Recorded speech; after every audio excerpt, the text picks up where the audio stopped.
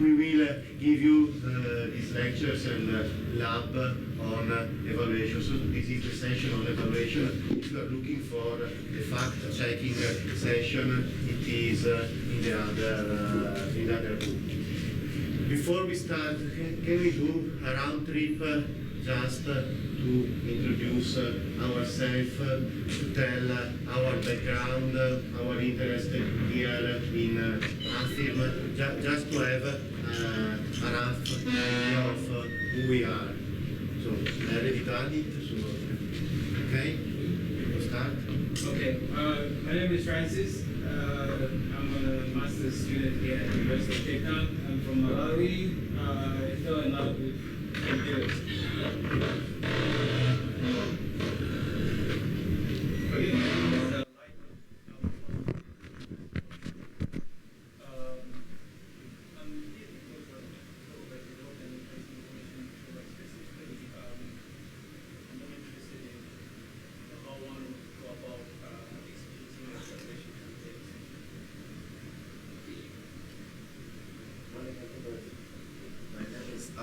I'm from University of the Witwatersrand from Johannesburg.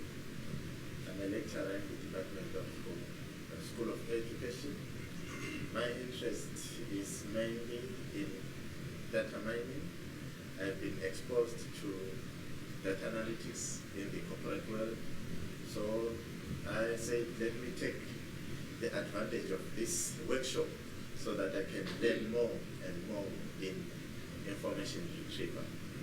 Okay, thank you. Good morning. My name is Isaac. I am a lecturer at the University of Ghana. I teach information systems, but I'm not interested in text mining. I thought this might should have been very good. I'm Jigashi. I'm a PhD student here in the Department of Computer Science at the University of Cape Town. So I'm attending this because I want to know the cutting edge technology for retrieving more relevant information. So this is why I'm here. Thank you. My name is Ryan. I'm a master's student from the University of Victoria. So I studied mechanical engineering. And my main focus for this is machine learning and data mining. Because most of my research is that way aligned. The rest is just pure interest. My name is Doe. I'm in a similar boat to Ryan, and I was also studying mechanical engineering, doing my master's now. And to be honest, I don't even quite know what that heading means, so I'm excited to find that out now. Yeah. My name is Sylvester. I'm from Ghana. I just graduated from the University of South Africa in Information Systems. I want to shift my research focus to this area. That's my motivation for this session. I see. So I'm here to learn and then to change, do a U-turn, come to this area. Okay, thank you.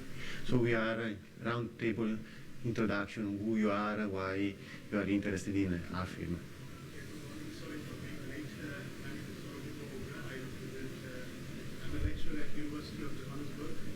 I'm from a urban and metro planning field, and I'm a full-time lecturer into urban infrastructure and smart city development.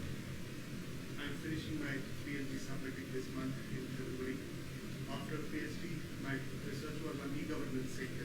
Okay. And I want to now specialize more into analytics side, and my focus is mostly on multidisciplinary areas of urban planning sector, and how does analytics, ICT, they all combine together to perform some scientific way of planning. Yes. Thank you. My name is Jim Chonganyamo. I'm a business student in science department. My area of research is information technologies, but I'm also a member of the Digital Libraries research group. And many a times we do discuss information retrieval, papers and topics, and I want to take this advantage to understand more about this, mostly also machine learning. Thank you. Hi, my name is Surya. I'm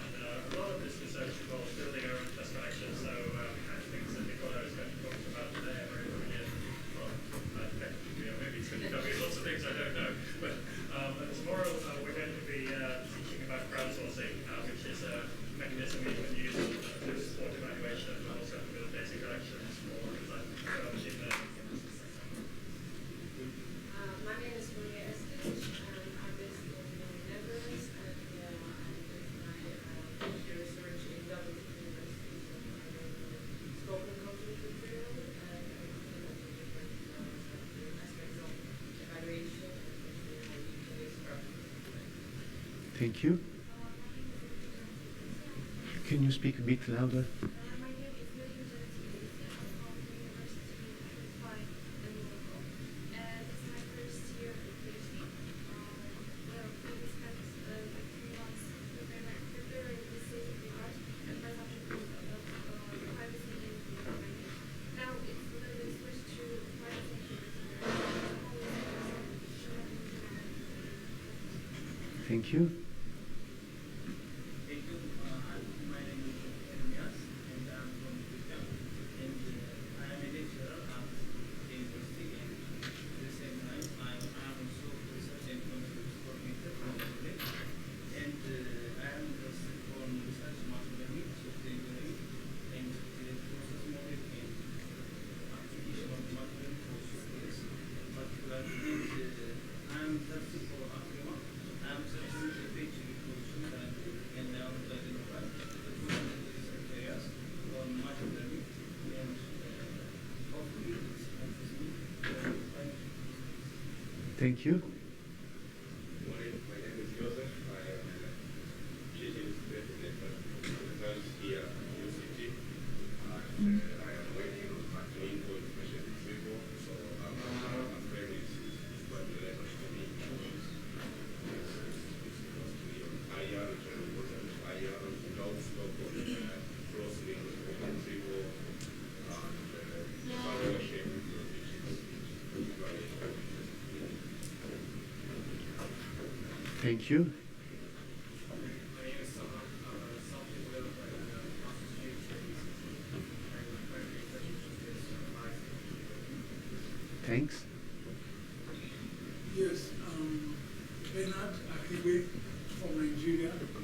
I'm a senior lecturer in one of the top 3 universities in Nigeria. Yes, my research area is information retrieval. I've done a few work on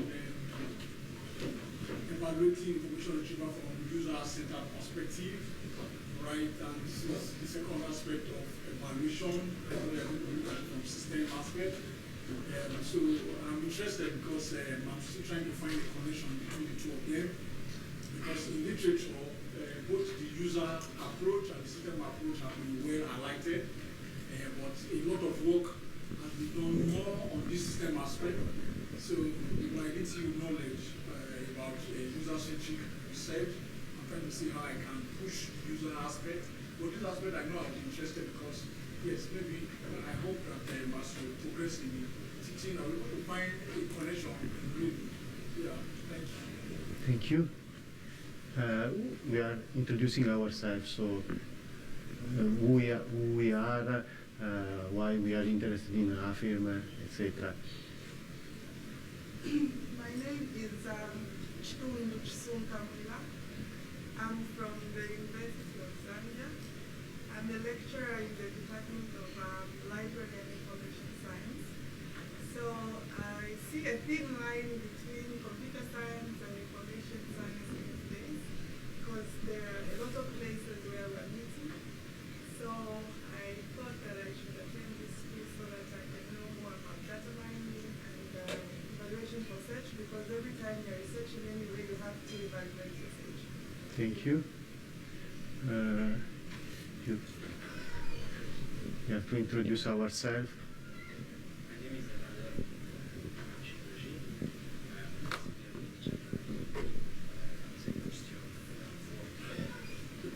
so I did my master's research was related to specifically automatic classification. But after that, like when I did my PhD, it was a different area, and to come back to IRM and to see the systems are like IRM for 1 year. Thank you. My name is Michael William. I'm Nigerian. I work in Kampala University. Then I NSC, Kampala University Education. And then I work as a assistant. Also on my PhD in Nigeria. And on my current area of research in social media analytics. Thank Thank you.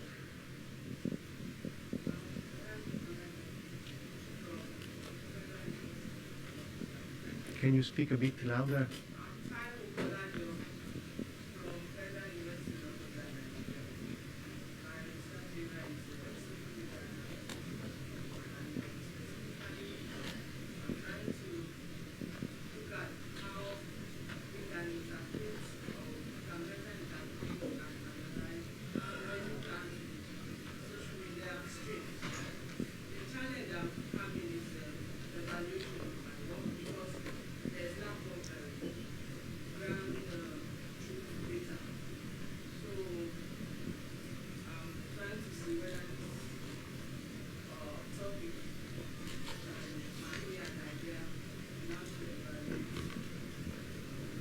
Thank you.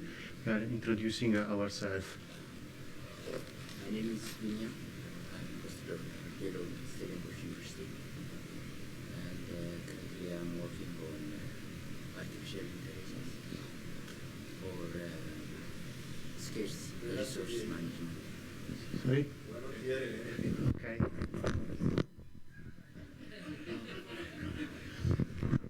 Okay. My name is Binyam. I'm a postdoctoral fellow in Stellenbosch University. Currently, I am working on artificial intelligence for scarce resource management.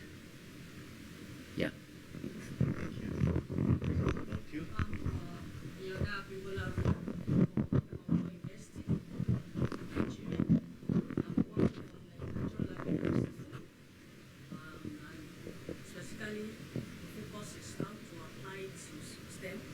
Okay.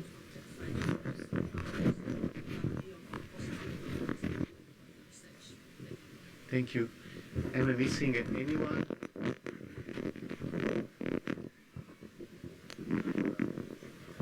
Sorry. So my name is The man in the photo. Yeah. So I'm PhD student at UCT here. I'm from Madagascar. My main interest is ontology, but I'm in digital laboratory here. So we discuss a lot about information and search and something like that. Thank you. So, roughly the program for today is to have this block, which is an introduction to a general introduction to evaluation. Then in the next block, Maria will talk about a little bit more technical things like evaluation measures, statistical tests, and she will also touch upon a little bit on towards the user side, let's say, with online evaluation stuff. And this afternoon we will have the lab in the computer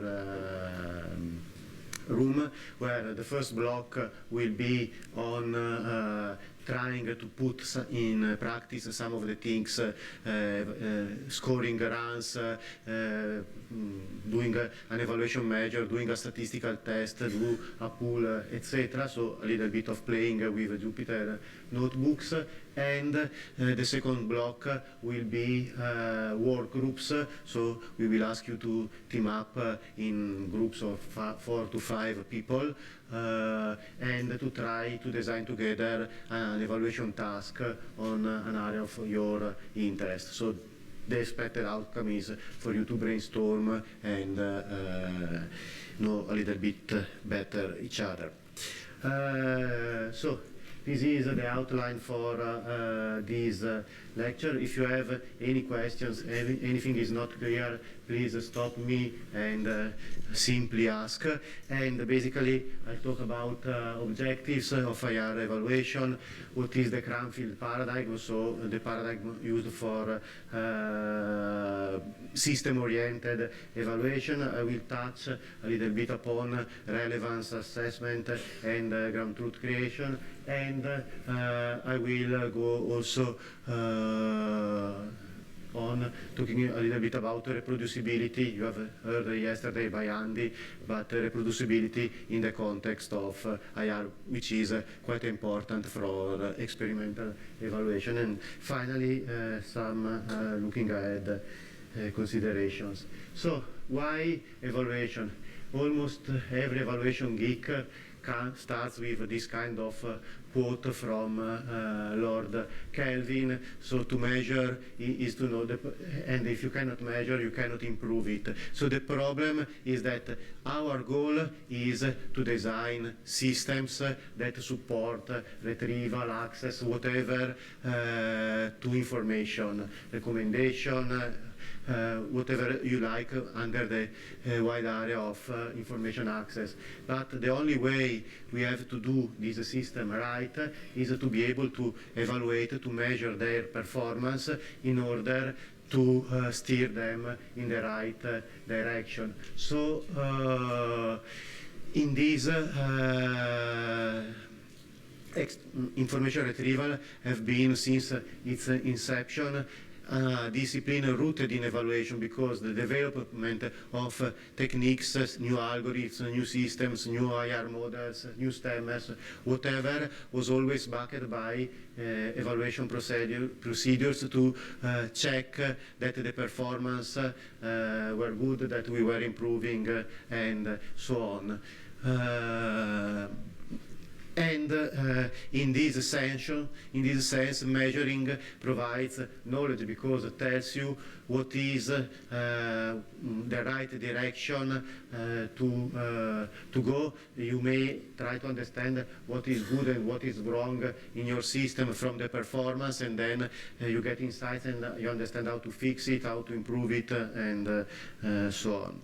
When we talk about evaluation, we have two sides of evaluation. One side is common to all computer science, which is efficiency. So computational time, computational resources, memory, disk usage, speed, which is, let's say, the most algorithmic side, also related to algorithmic complexity and whatever. So you find that in databases, graph algorithms, whatever. So this is basically pure efficiency thing.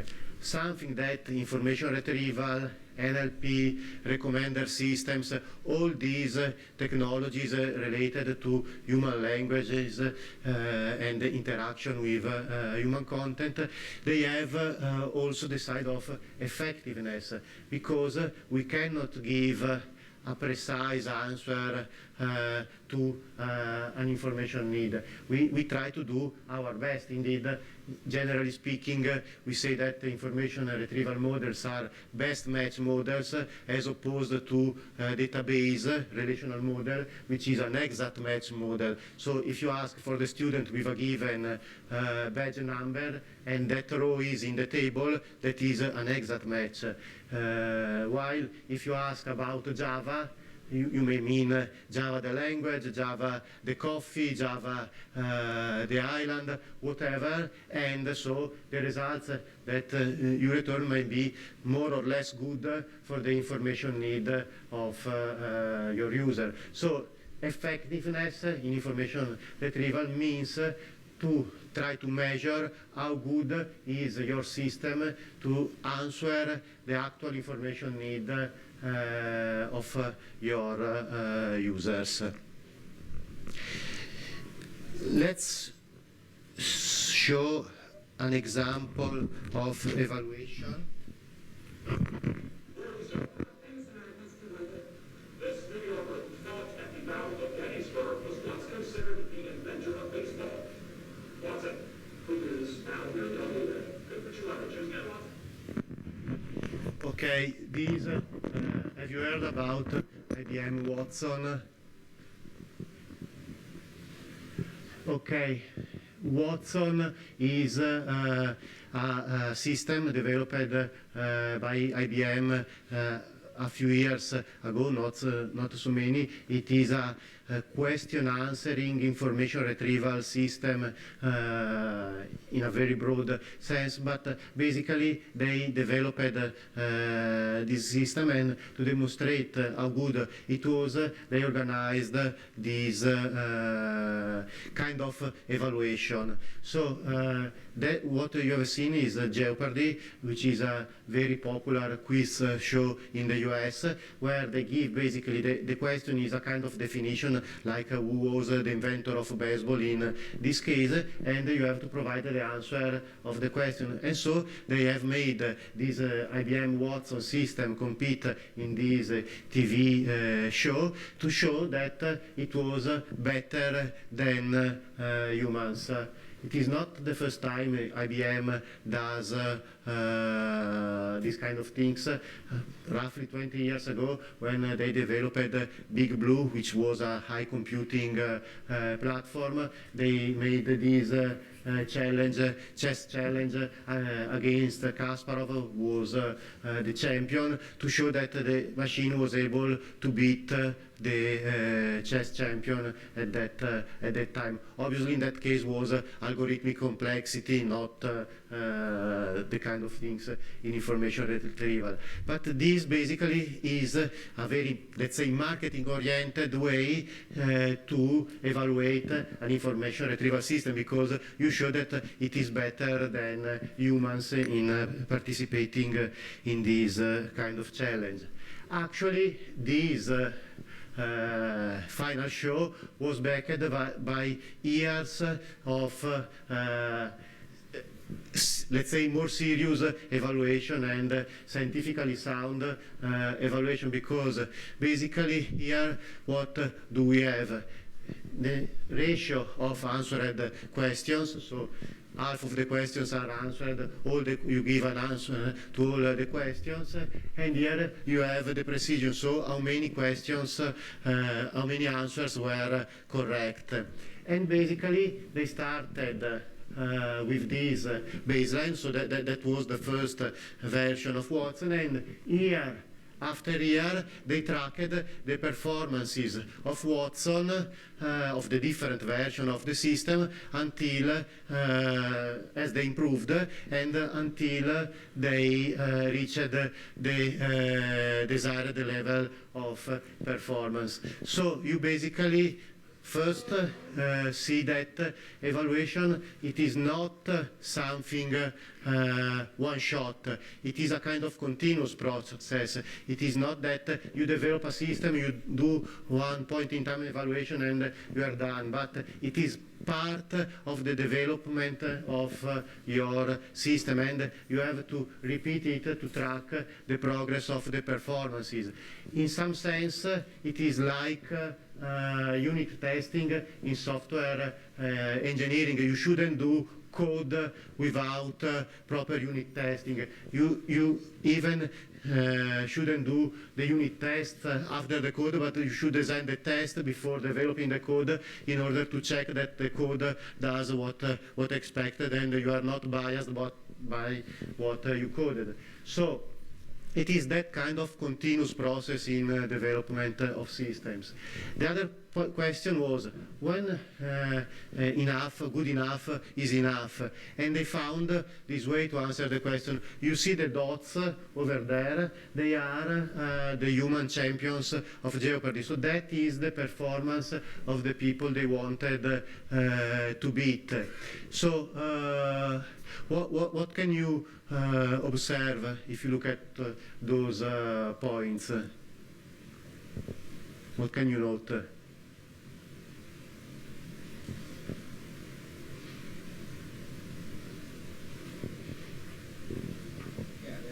They are within the range of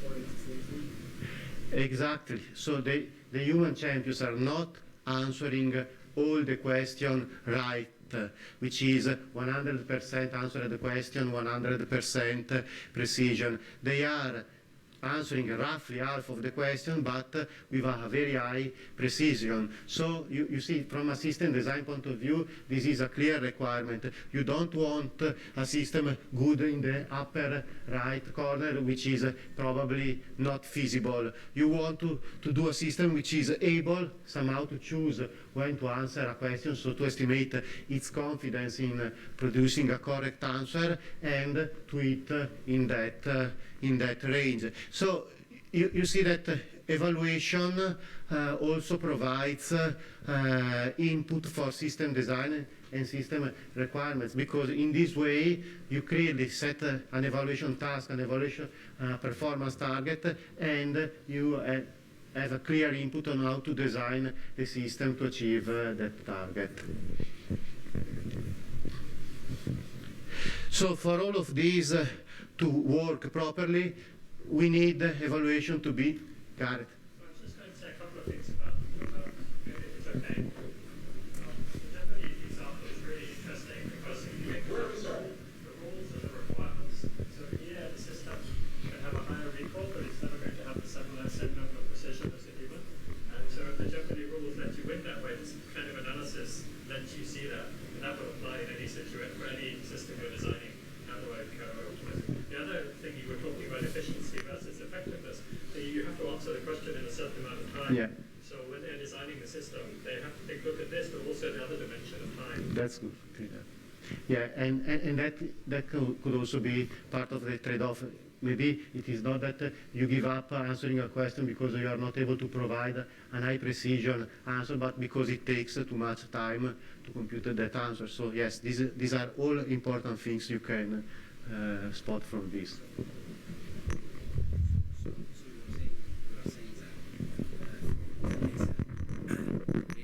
Okay, so you are saying that the lesson that we can take from the human respondent is like to focus more on the questions that you know for sure. Is that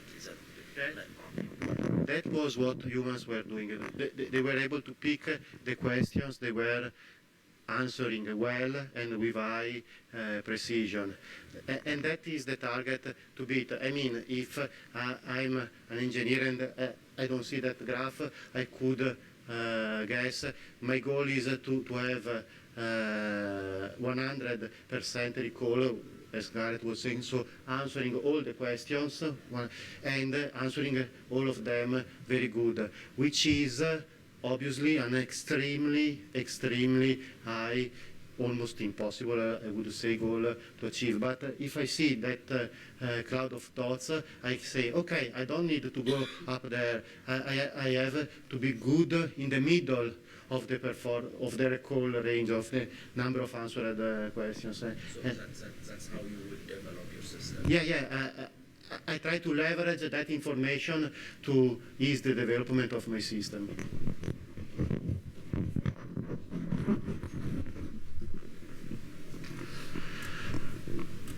So obviously for this to work, we need a strong evaluation methodology, which means to be valid. So we need a methodology which allows us to draw conclusions which are reliable, and this is also based on measures and statistics which have to provide us the right information. We need to have an evaluation exercise which is big enough to provide statistically sound results. I cannot ask one person and say, okay, from this I can infer that everybody wants this kind of results. And you have heard yesterday from Andy, there is a big theme of reproducibility and repeatability in science, because if you cannot repeat or reproduce a scientific result, you cannot consider it really as valid. An important thing is that, in information retrieval, as in many other areas, we are not developing for ourselves as engineers, computer scientists, or whatever. We are developing for our stakeholders. We are satisfying the tasks of someone else. So the first thing we need to have in mind, and we always need to keep in mind, is the stakeholders, their needs, what is the task they need to solve. It is very different if I have to design a web search engine, so crawling web pages and indexing them doing a Google-like thing, from designing, for example, a patent retrieval system, because you have to check patents for infringement or whatever thing, and it is much different from desktop search on your machine, or expertise search in companies or whatever. So the task the user is performing is the most important thing, and we need to design evaluation and our systems around those tasks. So the task always comes, and the use case always comes first. And when you have a clear understanding of that, you decide how to design your evaluation exercise. This is good because since evaluation basically drives the development of your system, if you make an evaluation exercise which is adherent to your task, you will drive the development of your system in the right direction. If not, you could completely mess up everything. And it is also good because the outcomes of your evaluation should be understandable to your audience. Obviously, there can be more technical parts which are not for your stakeholders, but there is something that they have to understand to tell you if you are doing the right thing, if you are at the right level. The participation in a popular quiz show is the extreme way to make this evaluation understandable for the audience, but already a plot like ratio of answered questions against precision, even if you are not in the black magic of evaluation measures, everybody can basically understand that, and that shows to the management, to whatever, that Watson is in the range of the performance of humans for that task. Okay, so it's very important to always have your stakeholders in mind in every step of your evaluation, and also thinking on how you will communicate your evaluation outcomes to them. So, when we talk about evaluation, we have a very large spectrum of possibilities, ranging from system-oriented evaluation to a completely human-centered evaluation, where you carry out user studies, focus groups, etc. And as your colleague was saying, there is actually a kind of divide between system-oriented and user-oriented evaluation, and that is a hot research topic because it is very difficult to develop techniques that match each other. So, for example, to have offline, so system-oriented evaluation measures which are predictive of user-oriented satisfaction or whatever. This is not a problem only for information retrieval. I mean, think about cars. As engineers, we can measure horsepower of the engine, but to relate or correlate the horsepower with the user satisfaction in driving the car or sitting in the car or touching the steer, it is not that trivial. Maybe that a fraction of the horsepower reflects in user satisfaction because you have a speed, acceleration, whatever, but it is a tricky game. So this is the challenge in moving from user-oriented to from system-oriented to user-oriented evaluation.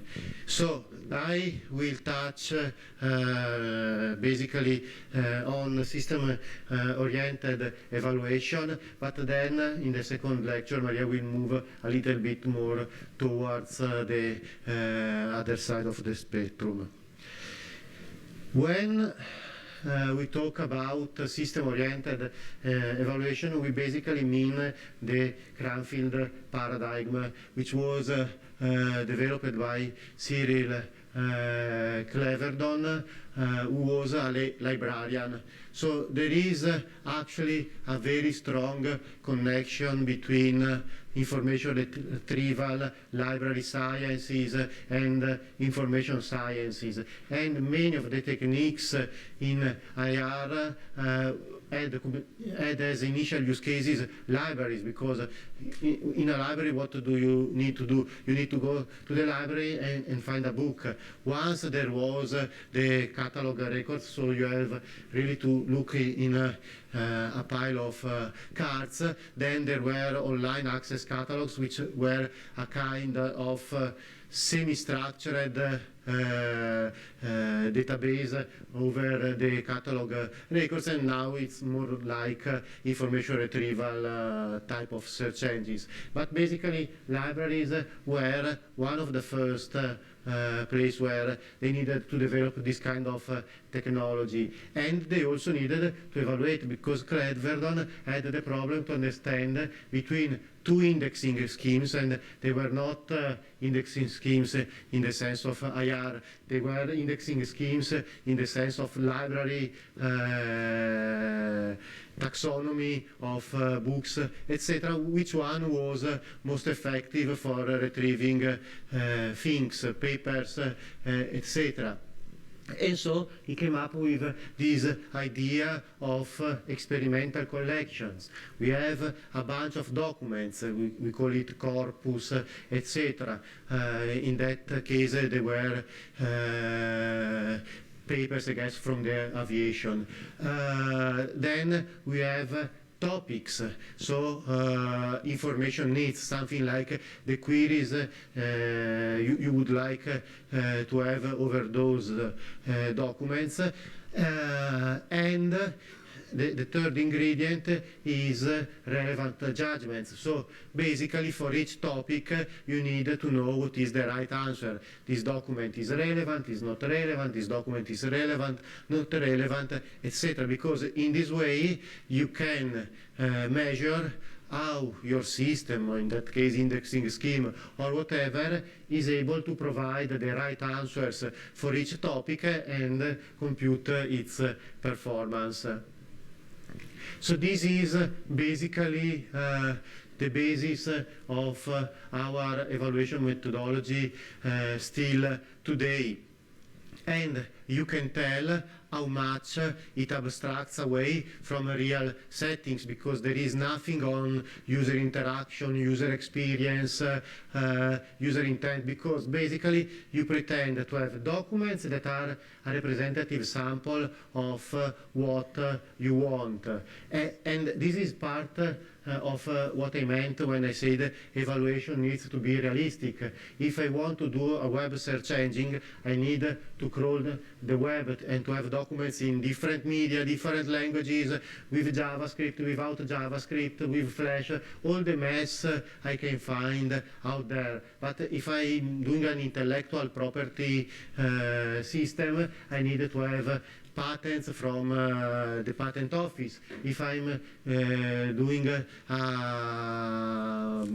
medical support system, I need to have patient records, medical articles, etc. So the documents are an important part, because they are at the core of the task you are designing. Also, the topics must be representative of the domain you are developing for. So for the web can be general queries, but if I work in medicine, I need to ask medical doctors. I cannot invent myself, okay, I have a flu, I have a cough, and this kind of silly queries, okay?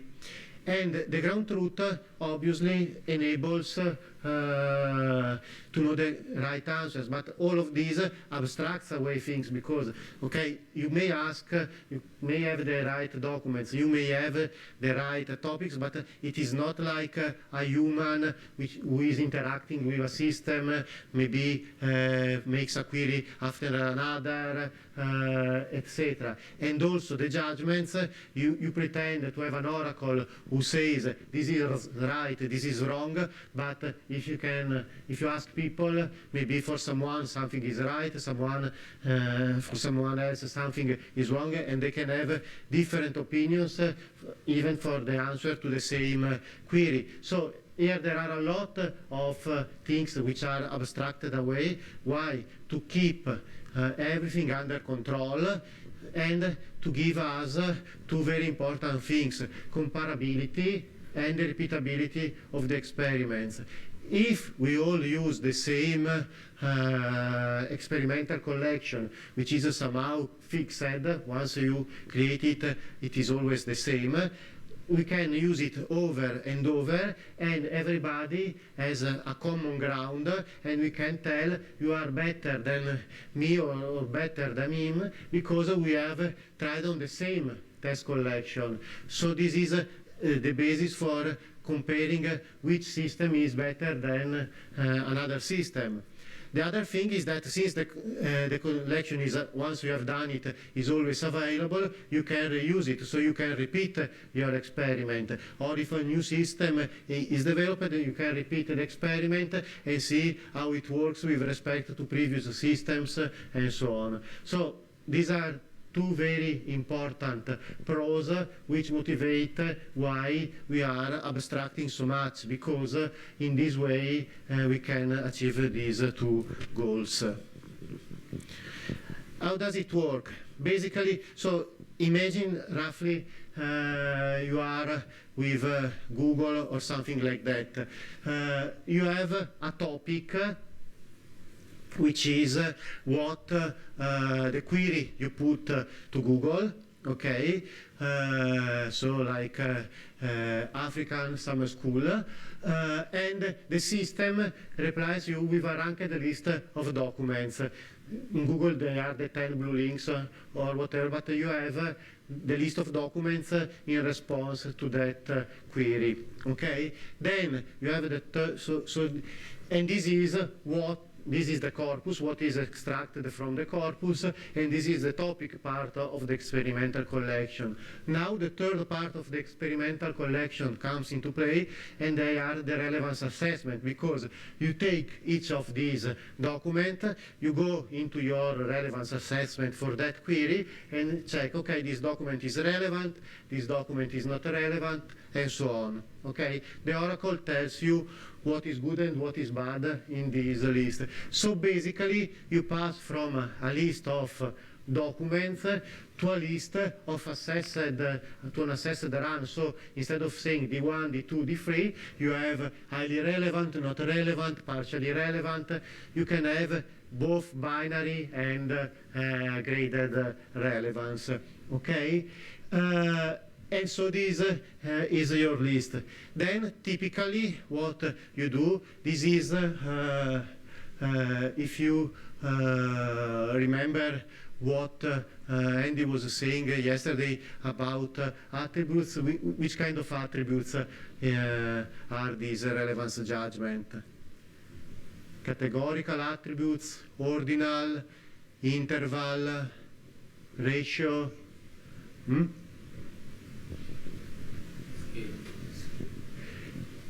Scale, which kind of scale? Huh?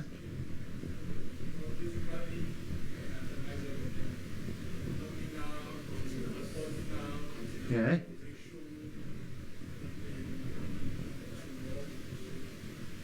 Okay, but if you look at highly relevant, fairly relevant, not relevant, it's just an ordinal scale. You don't have distance, you just say this is more or less than that, okay?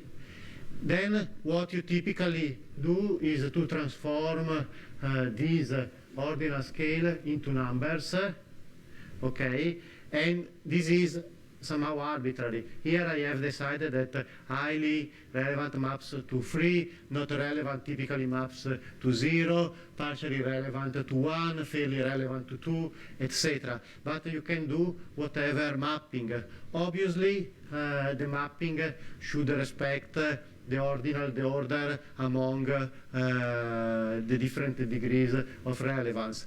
But you should really not consider these as numbers in the sense of a ratio scale. And once you have numbers, you put them into the equation of some measure. Maria will show plenty of them later on, and it produces a score. So this is DCG. You have heard about it on Monday. That is a quite common measure, and typically the higher the value of your measure, the better your system. Okay, so this is the whole picture. You have prepared your collection. Now that you have the topics, you give the topic to the system produces a list of results, you assess the list of results, transform that assessed run into a vector of weights basically, and then you give it to some measure which does computations and produces one score. Sorry, the DCG. Yes. That is document cumulative gain. Discounted cumulated gain. Discounted cumulative gain. Okay. And you said when you get like the value that we have there right now, then you use that to determine whether that score is okay or not, to determine the document that is relevant or not. Is there a threshold that will subject that to? And if there is a threshold, what is that threshold? Is it from 0 to 1? Okay. From 0 to 100? Yeah. That's a very good question. Then what are the calculations and the threshold to show that we can do? Yeah. So typically evaluation measures are normalized in the range 0, 1. DCG as measure is not in the range 0, 1, but is unbounded, so it is difficult to interpret in this sense. It's good to interpret a plot, but it's difficult to be interpreted as a number. For this reason, there is a version called normalized DCG, which is normalized in the score in the range 0, 1. So you see how close, you can see how close a system is to one to understand if it is better than another, and if they are both close to optimal performance. Maria will show how to compute DCG and DCG later on. Any other question on the general picture? One thing. Oh. The final DCG scoring, how is that calculated? Like, for example, Yeah, Maria will show the direct computation, how you do it step by step, but basically you can think that there is a box that takes the vector of numbers, does sums, divisions, logarithms with DCG, and outputs a number, okay? And we are plenty of measures in IR. Yeah. To code how to compute a measure, okay? Starting from one of those lists. One thing you have to remember, here I'm showing you the pipeline for one single topic, okay? But in the collection you have typically many topics because you have a sample of queries. So you have to imagine to have this repeated for each single topic. So at the end you will have something like 50, 100, 200 numbers describing the performance of your system topic for each topic. Okay? This is when I was saying then you need to do statistics and significance testing, because you have at the end you end up with a distribution of performance of one system with a distribution of performance of another system, and you need to compare them and to decide which is the best one. Okay? Is there a standard as to the number of topics that you can have? Yeah. Per experiment, for example? Yeah, I will come to this, but typically you use at least 50 topics. So let's start to have a look at the different parts. Here we have a topic. This topic is pesticides in baby food. This is a topic where you have a standard structure. Typically, topics pretend to be a representation of an information need. They are not the actual queries you put, you issue to your system. It's just a description of the information need. And as description, it is made up of different fields. There is typically a title field which describes the topic in short, and a description field that provides a more extensive description of the topic. This is basically how you encode the topic. Then there is a narrative which is actually not supposed to be used for queries, but it is a kind of instruction to assessors, because we will come to this, but we have said, okay, we have the ground truth, we have the relevance assessment, we have an oracle which tells this document is the correct answer for this topic or not, this document is relevant or not. But actually that oracle are humans that read a document, read a topic and decide this is relevant or not. So the narrative is a kind of explanations for humans to on how to interpret the topic, okay, on when to consider a document relevant for that topic. So you see relevant documents give information on the discovery of pesticides in baby food. They report on different brands, supermarkets, company selling baby foods which contains pesticides. They also discuss measures against the contamination of baby food by pesticides. So this is the criteria to be used to assess the topic. Here you see a topic from CRE in multiple languages, so you can translate a topic and run it against multiple collections. Okay? Let's see how this topic is used to make the relevance assessment. So basically, here you have an example of what is the representation of relevance assessment. At the end of the day, relevance assessments, which are also called QRELs, query relevance, it is a text file where each line says, for topic 41, document LA50 something is not relevant, encoded as 0.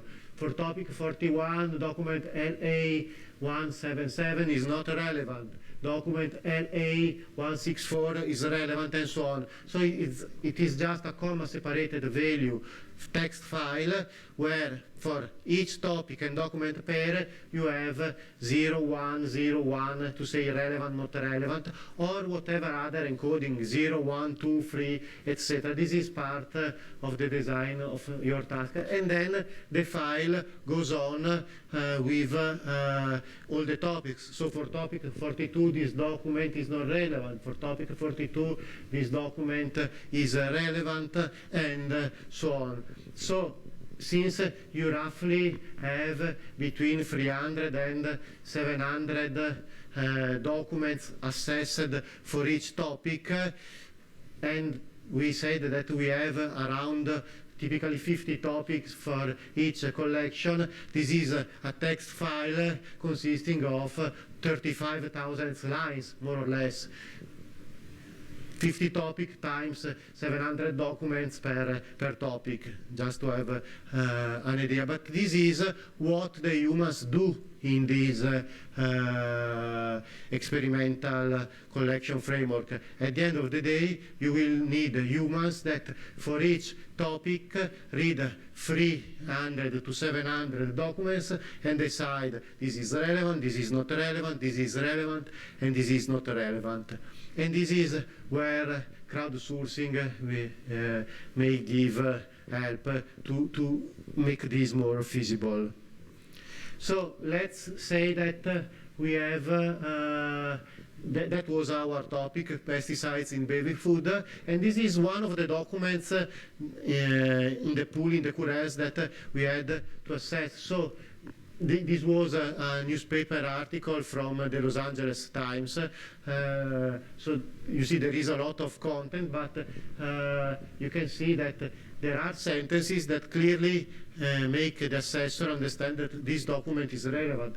The most potent cancer-causing agent in our food supply is a substance sprayed on apples. This is not, it is not saying pesticide, but it is saying a definition of pesticide, what a pesticide is. Then is talking about the chemical substance which makes up the pesticide, and it also provides a commercial name of a specific pesticides. Then it talks about young children, so it's not exactly babies but children, so it is okay. And it talks about baby food makers and about the risk of pesticides in children food. So you see, it is not exactly the topic, but the terms in the topic, but it is clearly a highly relevant document for the topic according to the narrative, because basically it's covering all the aspects described in the narrative. This is to say that doing a relevance assessment, it is not like going in a document, press Ctrl F and search for baby, pesticide, food, and if you find those keywords, that's relevant, because you can have a very relevant document that covers that content using synonyms, paraphrases, whatever. So this is also why we need human beings to do this work, because here you read and understand that is a perfect match, but it's not a syntactical match on the keywords in the query. Okay?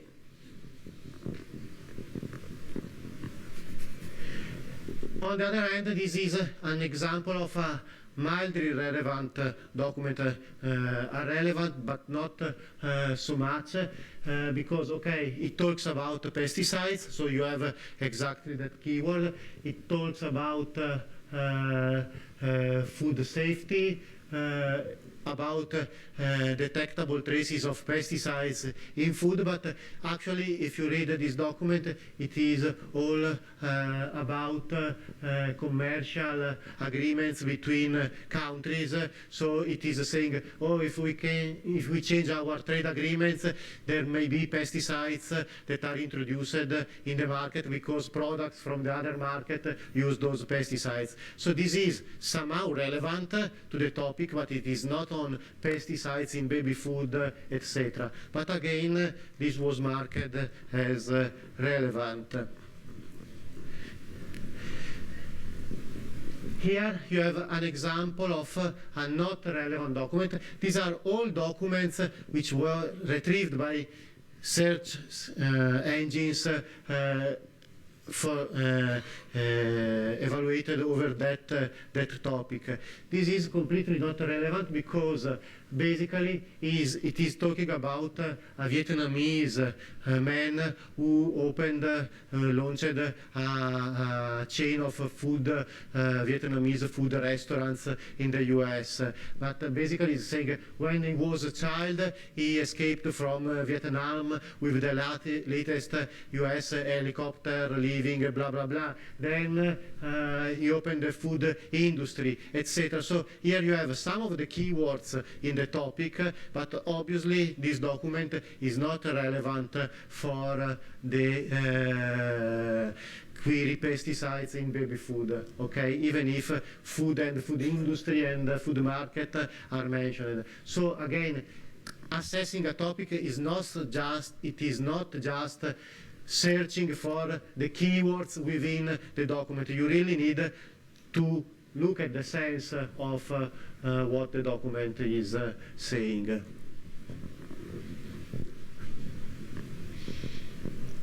So here, this is just for your reference. There is plenty of document corpora of varying size, but from the historical small corpora to the current corpora in the order of millions or billions of documents and hundreds of gigabytes of size and tens of languages. But if we say that we have to, as document corpus, corpus with 1 million documents, and we have 50 topics. What is the problem with relevance assessment?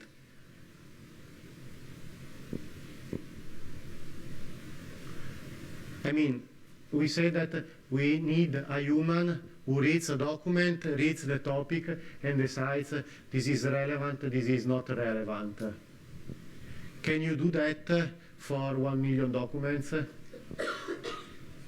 It's not feasible, and even less, you cannot repeat it 50 times for 1 million documents. So, and before I said, we usually assess between 300 and 700 documents. So it is clearly that somewhere in the pipeline there is some sampling which decides what documents will be assessed, because I'm not going to read 1 million, 1 billion documents.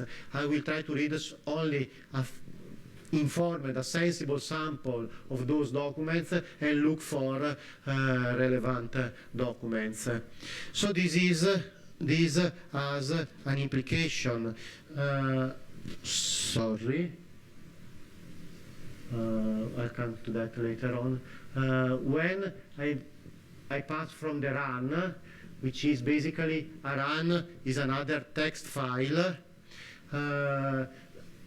comma separated, space separated file where each line is identifier of a topic, identifier of a document, rank of the document in the list, score of the document, and ID of the run. So basically this says for topic 42, this document is the top rank document, and this is the score assigned to that document. This is the second document, and this is the score of that document, and so on. And obviously you have the lines for all the topics.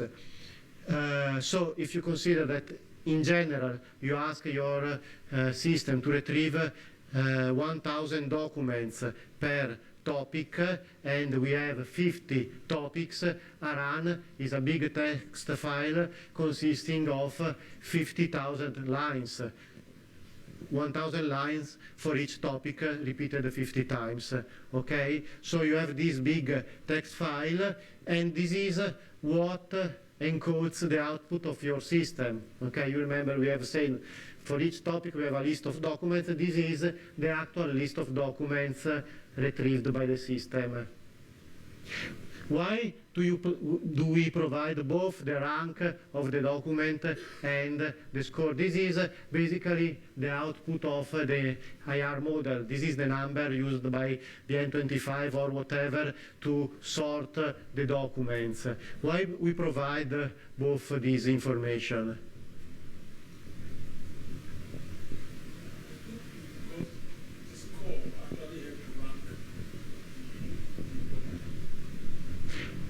The score? Yes, documents are basically ranked in descending order of score and ascending order of rank. But the problem we can have is that we may have ties in the score. Okay, that's because the output is the same number, it is an approximation. Here it is a truncation to 4 digits in a textual format. So when we have ties, knowing the rank help us to understand which comes first. Okay? So if for example, it's a close one, for example, we have two that are ranked, they have a score of 76.7687, we have two of them. Yeah. How does it, are they all ranked number one? But because your system also outputs the rank. I mean, there are two things. One is how the system decides to rank items when it has ties. Okay, that's how the system decides. Then there is what I need to know as evaluation guy. So I need to know what is the final decision of the system. So the system will tell me I have these two documents with the same score, but I decided this is first and this is second. Then how the system decides, it is a matter of the developer of the system. He may flip the coin, he may just use the alphabetical order of the documents. When you have ties, you stop to be clever, you do these kind of silly things. But yeah, but I prefer the developer does the choice and I just stay with what the developer had done. Okay? Well, you see, I think in the real sense of it, if it applies like what you showed was you enter a topic, you did wrong, and there are feedback. It's possible the first document and the second document, according to the system, all right, they have the highest ranking. Yeah. According to the system, those are two most relevant documents. Yeah. It's possible they got there as a result of a tag, but the user will not have to play to decide which one. Yeah. This is when you move more towards the user side and online evaluation. So Maria will touch upon A/B testing where the user clicks and so on. So yes, that may happen, but not in the case of pure system-oriented evaluation, where basically you are trying to freeze everything as much as possible to have a full control, and as bonus you have comparability and repeatability. So now we have our run, which is that text file. Let's come and see what is this assessed run, okay? So basically, I take the file of the run, I take the file of the curls, the previous file I have shown, and I go document by document retrieve the list of documents and check the relevance assessment in the curls. So I find that the first document is not relevant, the second document is relevant, and so on. And so now I have that vector of 0, 1, or whatever weight the measure will use to compute a score for the system. Okay? So this is what is going on in experimental collection-based evaluation. Is this clear to everybody?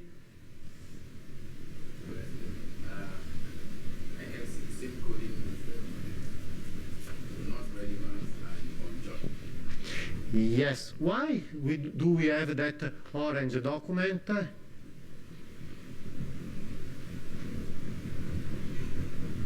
conjoint is like somebody sitting on the fence. No, that is sampling. We said we cannot afford to judge 1 million documents for each topic, because if we were able to read 1 million documents, we would have relevant and not relevant for every single document in our collection. But since this is not feasible in practice, we have for each topic in some sensible way to sample a subset of documents from that collection, typically between 300 and 700 documents. We give those 700 documents to human assessors. The assessors read only those 700 documents and decide relevant or not relevant, green and red. And these are the green and red. So the green and red is what humans have actually judged. But an information retrieval system in the result list may also have documents which have not been sampled for relevance assessment. They were outside the so-called pool of assessed documents. And this is the case of the orange document. It was not assessed, so it was unjudged. The point is that in a standard setting, we pretend that an unjudged document is not relevant, okay? So whatever is not judged by humans, we take, let's say, the conservative side, and we decide it is not relevant because we need to make a choice at the end of the day to compute the measures. We cannot have a vector with not a number here. We need a vector where all the... would I not invalidate the data? Can't we treat it as missing? Yes, this is a very good question. So we can pretend that assumption is true if the way in which we sample the document to judge is good enough, okay, or very good. I mean, think about in an experimental collection for a given topic, out of 1 million documents, very few of them will be relevant for that topic. Then very few of them will be relevant for another topic, and so on. Also because you try to have topics which are reasonably selective within the collection, which do not retrieve everything. So if we have a very good sampling strategy, we can pretend that our sampling strategy is focused in the correct way to ensure that we retrieve almost all the relevant documents. We judge and we have in the sample almost all the relevant documents that there are in the collection. So all the greens are correct, and since we are confident that all the greens are there, it is reasonable to assume that whatever is not in the sample is not relevant. Obviously this is not true, it is just an approximation, and so you may have some error. So here there are tests to check to what extent you are making an error, and there are more advanced measures which also treat unjudged documents as not judged, so as missing values rather than not relevant. But yes, that's a tricky point you may need to consider.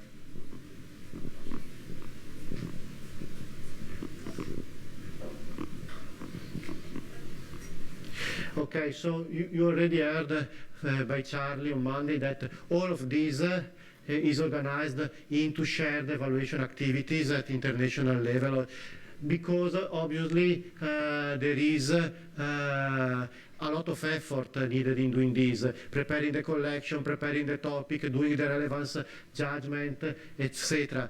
And you also need to have several runs to ensure that this sampling process is robust enough. So you need to have the output of several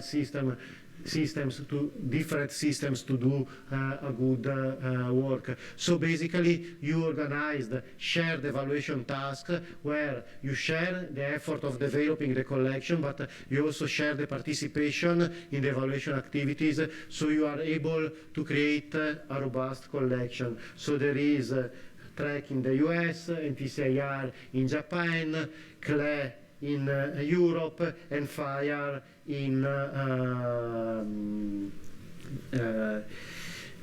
India.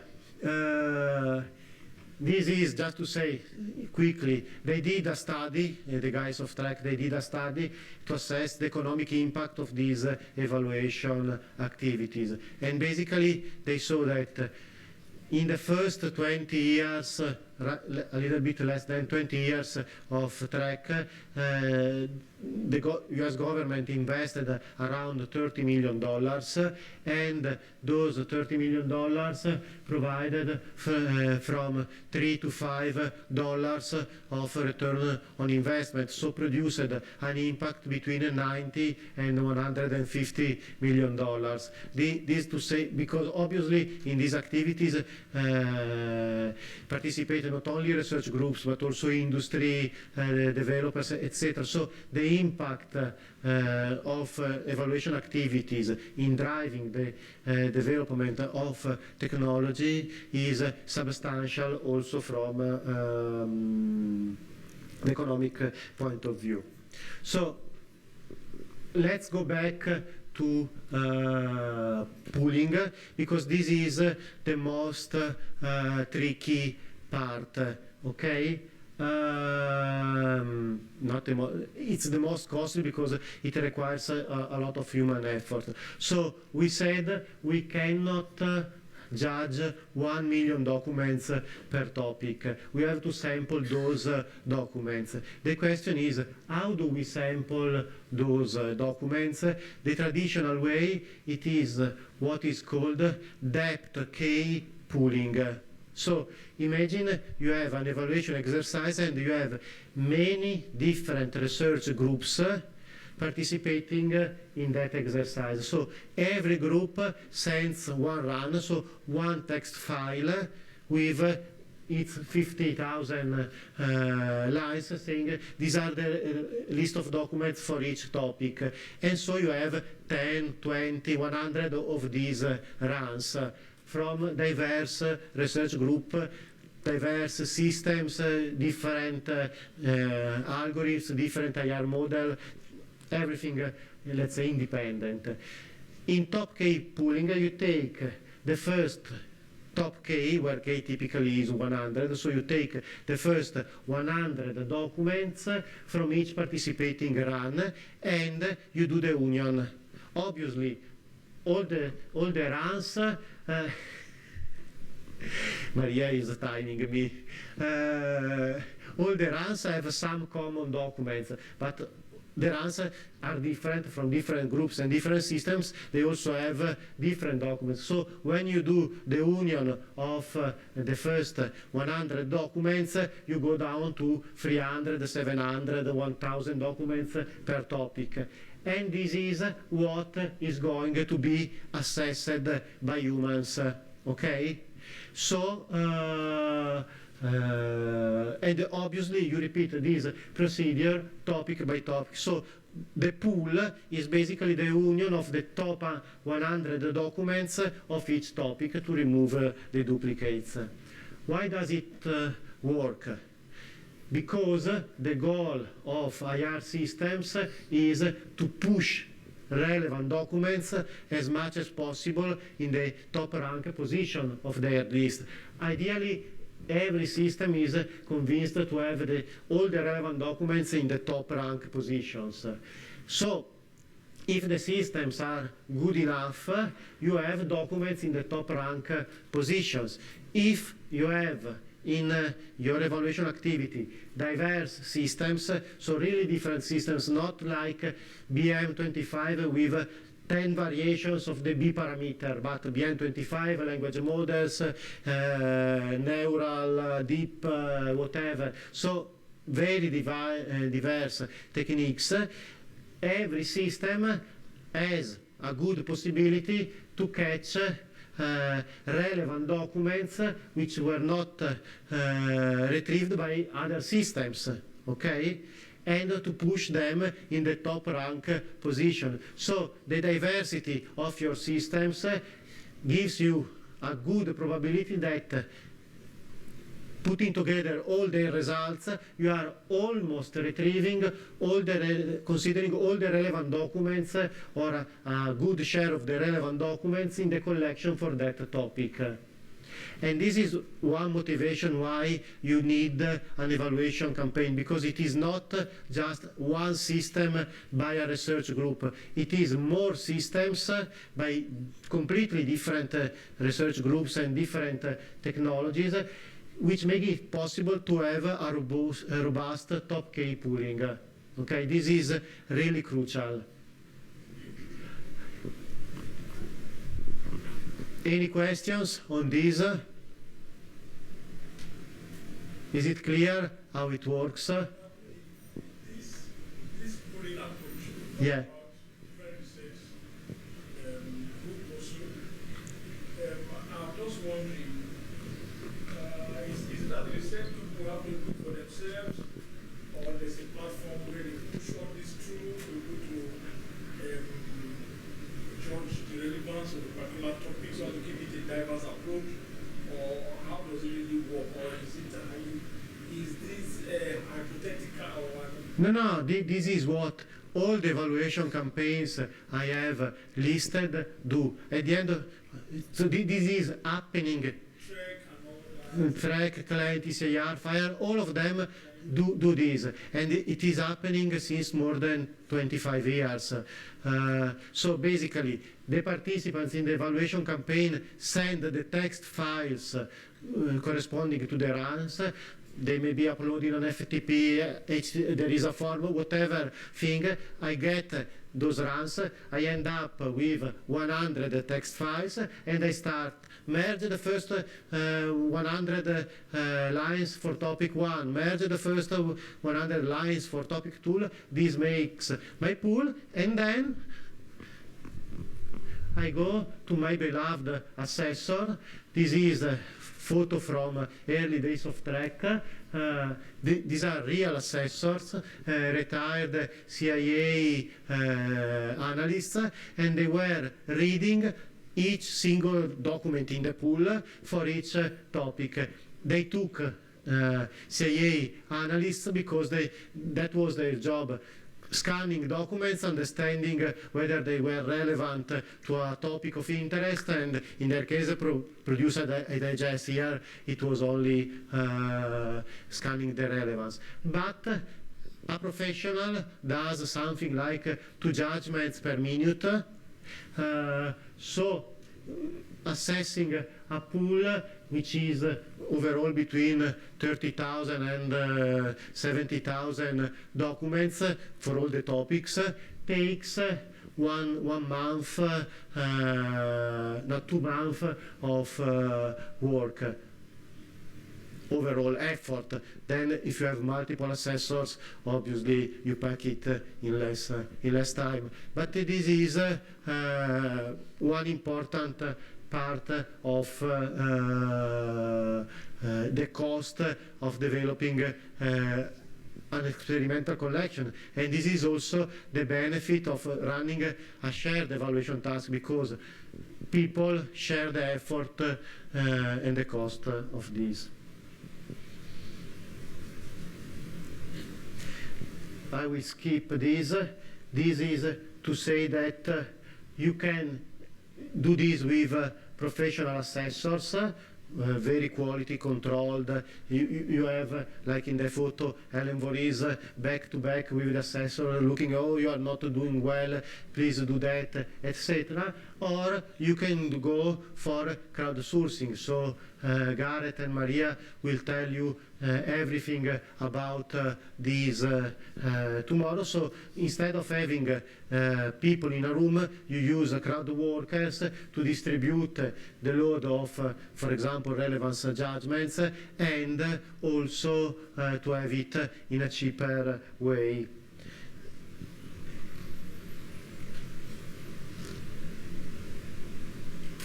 I will skip the other pooling techniques, and I will go quickly to reproducibility. So all this framework seems to be perfect. When we ended up, we have a very controlled environment, experimental collections, runs, whatever. What is the problem? Then that people write papers out of their experiments, and their papers are beautiful, very polished, everything works perfectly and is fine. And when I read a paper, I'm happy. I say, okay, everything is under control. I have the collection, I have the run, I have the paper, I can do whatever. But when I try to reproduce the paper, this is what typically happens to me.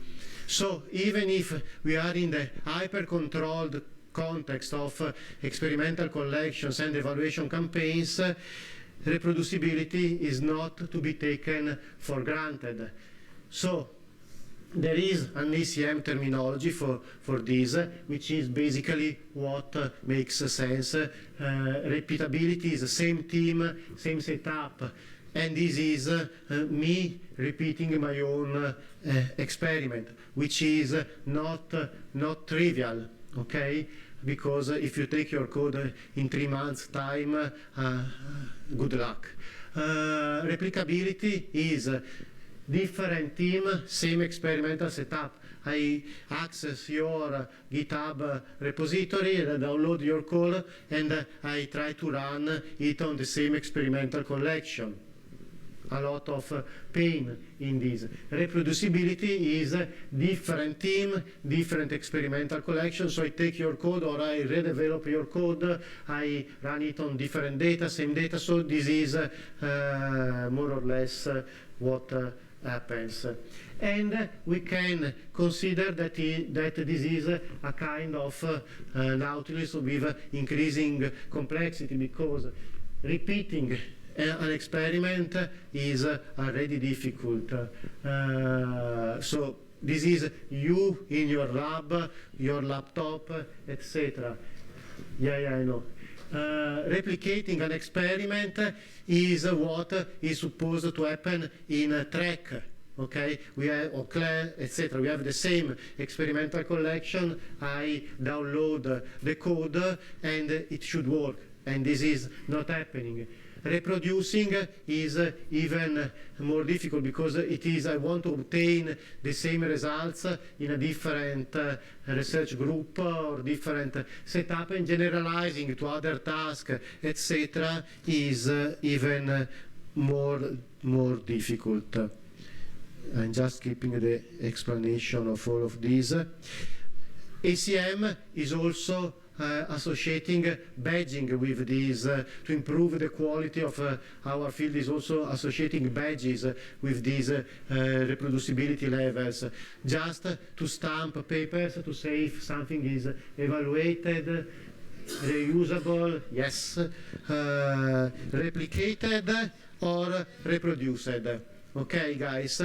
So, before someone kills me, the point is, reproducibility is a very important item.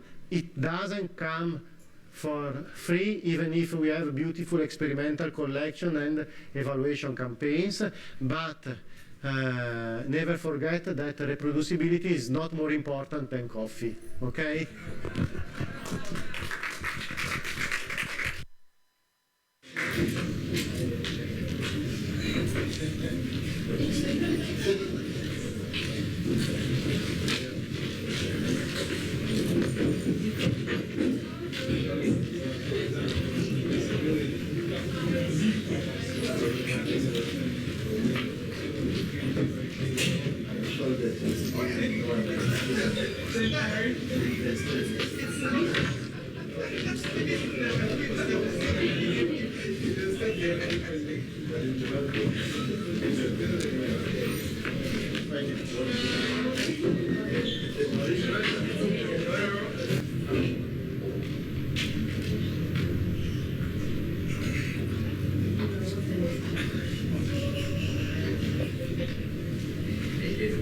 So guys, first apologies, because I was convinced that the break was 10:30,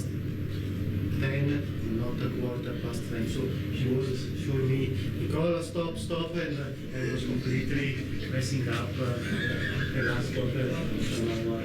Because she's polite, she doesn't write, you are messing up. She writes 10 minutes, and for me it was 10 minutes past 10. So in any case, the thing I would have said at the end, okay, the last thing here,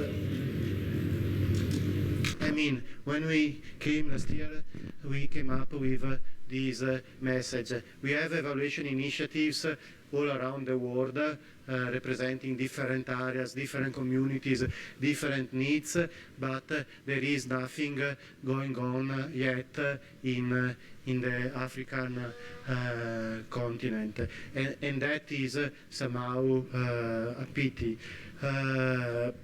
So what are possible motivations for you to start an evaluation task? In some sense, you may have a kind of chicken and egg problem, because you have to consolidate a research community. I mean, every one of you has introduced his own her own interest, and there are shared things, but also many little islands. So you need to team up in some way and to find a common ground. The other obstacle is that for developing your systems, you need an experimental collection, you need language resources, and it is difficult to bootstrap either the community or the language resources alone. While shared evaluation tasks over the years have proved to be extremely effective in both building a community and the needed resources, because it is basically a team effort where you join forces. And it is also a near-long activity, because developing the collection, submitting the runs, the ground truth creation, and whatsoever takes a cycle which lasts 1 year more or less.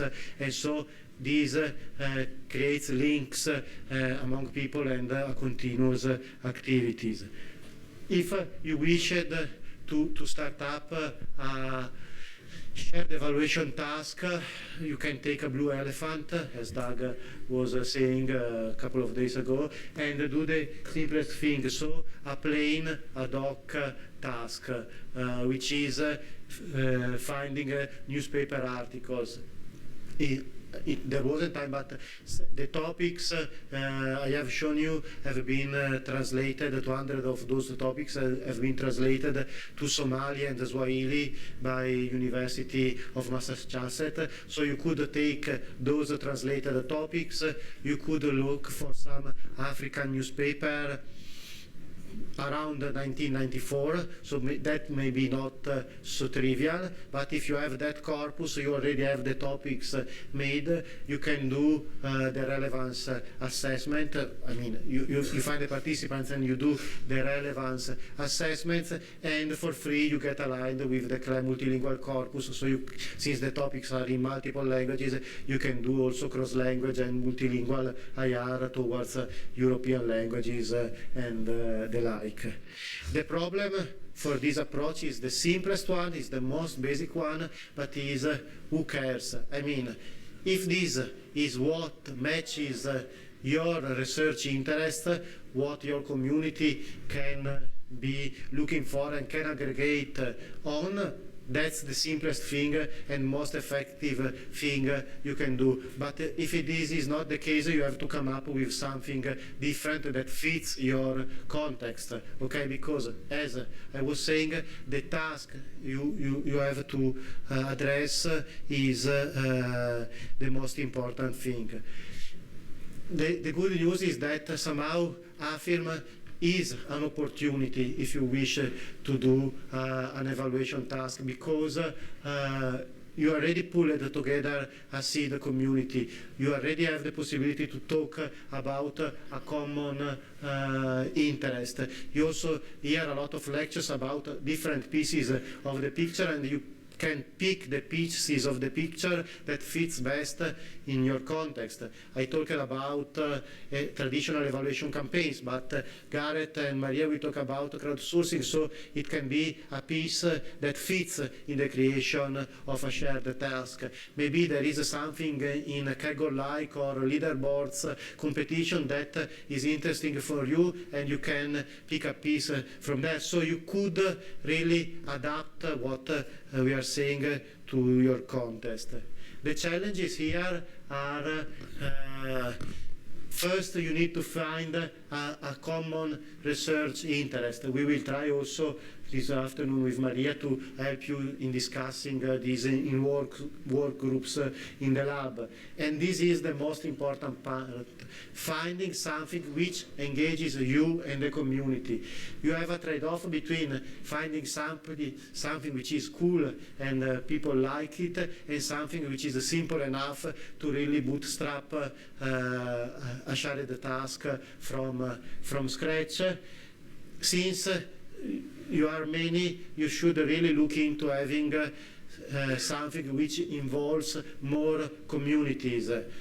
IR, NLP, speech, KDD, and each community should clearly recognize itself in a part of the task. I mean, if you go for speech people may be happy to do transcripts, speech recognition, etc., and IR people may be happy to work on these transcripts for retrieval purposes. So you need to be creative, and then you can have practical issues. But the message is start thinking about that in a concrete way, because AFIRM is really an opportunity to make it happen.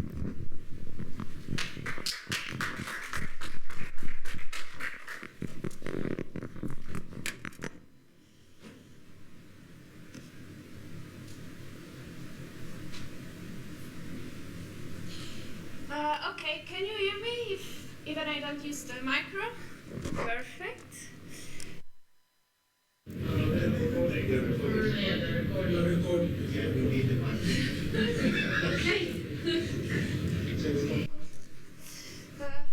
Yes.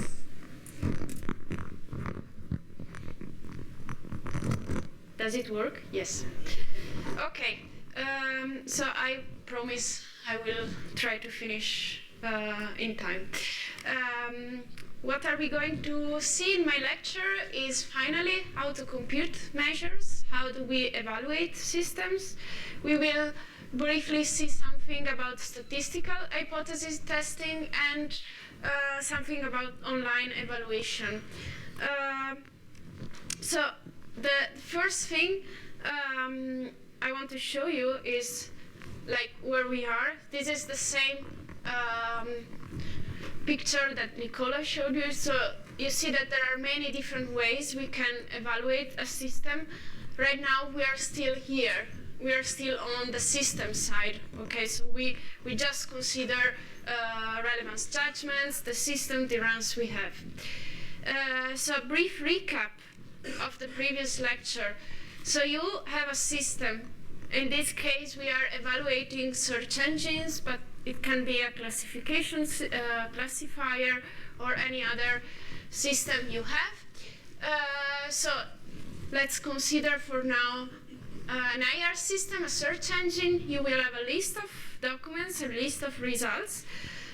What we do is what Nicola explained before. We do the relevance assessment.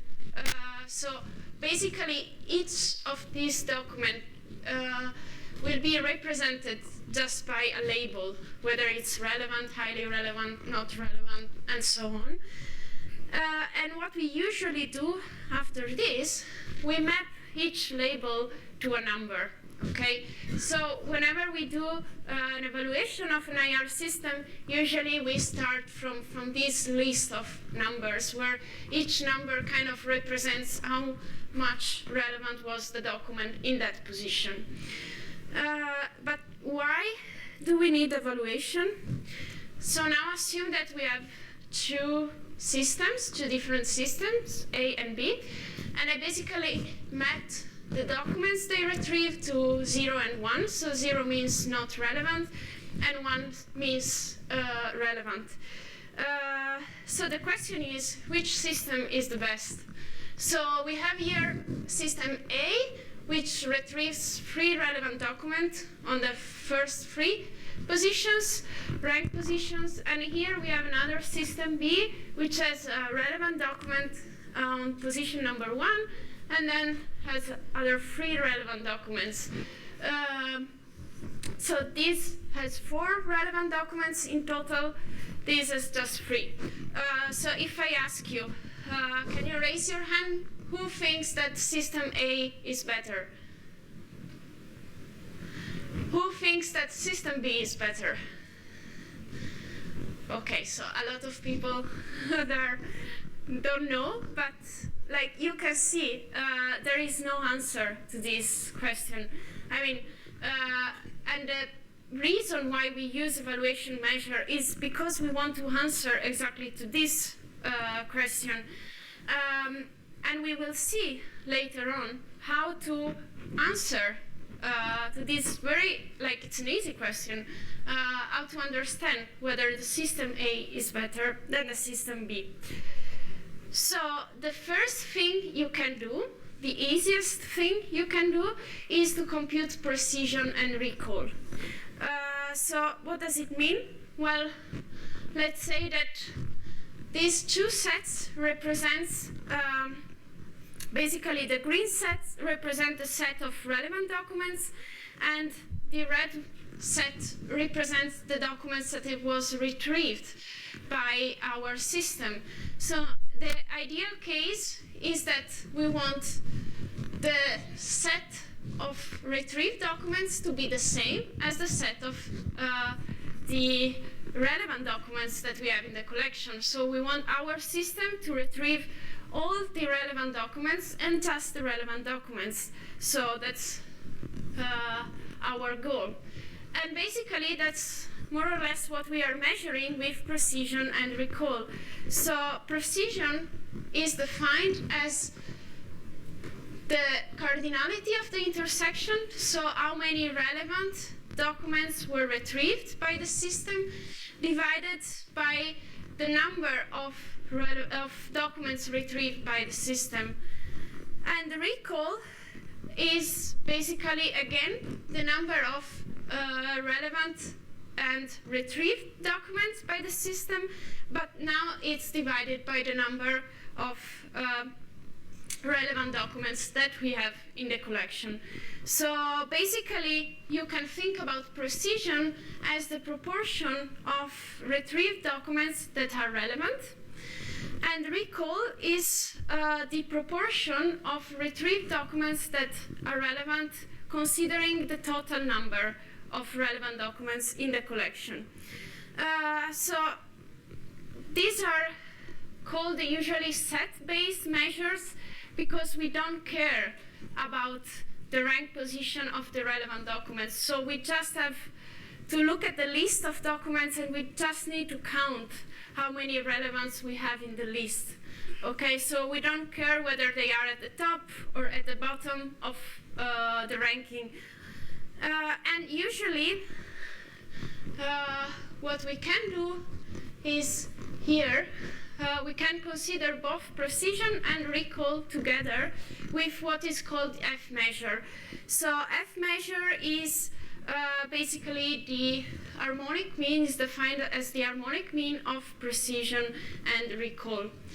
And the idea is that if our system has either like super low precision or super low recall, we want to penalize the system. So as I said, basically, if you have to compute precision and recall, you just need to count the number of relevant documents in the ranking. But like one thing that you need, especially if you want to compute recall, because you need to divide by the total number of relevant documents in the collection, you have to know what is this number. And this is not, again, this is not easy. What we can have is an estimation of the total number of retrieved documents, because as Nicola said, we cannot judge all the documents that we have in the collection. There are too many. So we do the pool, we try to select what are the kind of best document, best candidate to be judged, and then we kind of try to estimate the recall base, so the total number of relevant documents. An easy example, so how we compute, again, precision and recall. So we have our list of documents. As I said, we map it to some labels describing the relevance of these documents. And then we have this list of 0 and 1, where 0 is not relevant, 1 is relevant. Because precision and recall are set-based measures, as I was saying, we don't care about the position of relevant and not relevant documents, so we can just consider this list basically as a set of documents. And then we count. So in this case, we have 4 relevant documents out of 10 positions. So here it's precision. It's just 4 divided by 10. For recall, as I said before, we need to know the total number of relevant documents in the collection. So let's assume that for this case there are 8 relevant documents in the collection in total. So our system just retrieve 4 relevant documents, and recall is just the ratio of the number of relevant retrieved divided by the total number of relevant documents. And again, F measure, as I said, is the harmonic mean. So these measures are also used, for example, when you have classification tasks, because you don't need the ranking. You don't have a set of rank positions. What we do when we want somehow to account for the rank position with precision and recall, we define precision and recall at a given cutoff. What does it mean? That instead of considering the whole list of documents that we retrieved, which can be like super long, it can be 1,000 documents, usually for track it's 1,000, we decide a cutoff. So we decide a level and we see, okay, let's look at the number of relevant documents that we have up to that level that we decided. So basically, again, the definition of precision and recall is the same, okay? But we just consider the first 10 documents, the first 5 documents, depends on what you want to evaluate. If you're interested just on the top of the ranking, maybe you want to consider just the first 5 documents. But if you want to be sure that like a lot of, almost all the relevant documents are in the ranking, then maybe 10 documents is not enough and you have to go deep down and you may consider like 20 or 50, or it depends on your task and what you want to evaluate. We also have this, which is called precision at recall base. So basically, we compute precision at a given cutoff, and in this case, the given cutoff is the recall base, so the total number of relevant documents in a collection, again. So if a system is super good, we can think about this measure as the system has to retrieve all the relevant documents, and it has to be at the top of the ranking, so before the recall base cutoff. That's the idea. So again, this is the same example as before, but now we need to keep the list of documents. We cannot just consider it as a bubble, as a cloud of a set of documents, because we care about the rank position. So in this case, for example, precision at 5, it means that when we compute precision, we stop at this rank position here, and we look just at the top of the ranking, and you can see we have 3 relevant documents divided by 5, the positions we are considering in the ranking. And similarly, recall at 5, okay, we just stop here at position number 5, we count the number of relevant documents, but we divide by the total number of relevant documents that we have in the collection. In this case, it's again 8. And for precision and recall, precision at recall cutoff. So now the recall base is 8. So we have to stop here when we count the relevant documents, and you see that this is 4 relevant documents divided by 8, the recall base. Was this clear? Yeah, it's pretty easy. It's the basic evaluation you can do. Yes?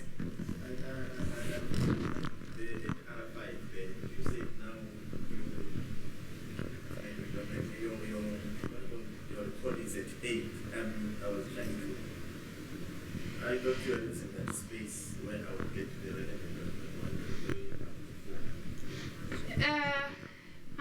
not sure that if I got the question. So you're.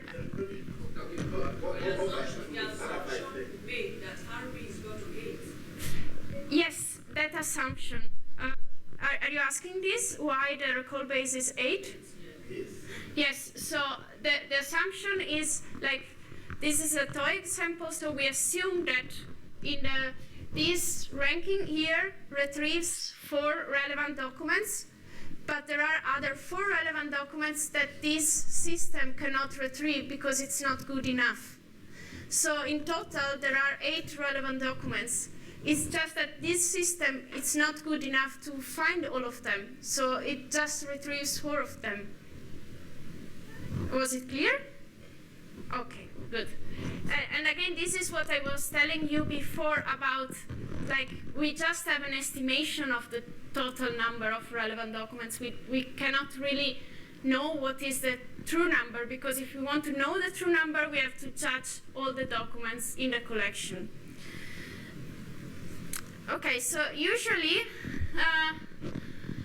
precision and recall are kind of 2 different numbers. You can combine them with F measure, but you're not considering the rank position. So one way to combine precision and recall is what is called the precision recall curve. And basically here we have different recall values. On the y-axis we have different precision values, and we basically compute like precision and recall at different cutoffs. So from 1 to 10, and then we can plot at this plot here. Okay,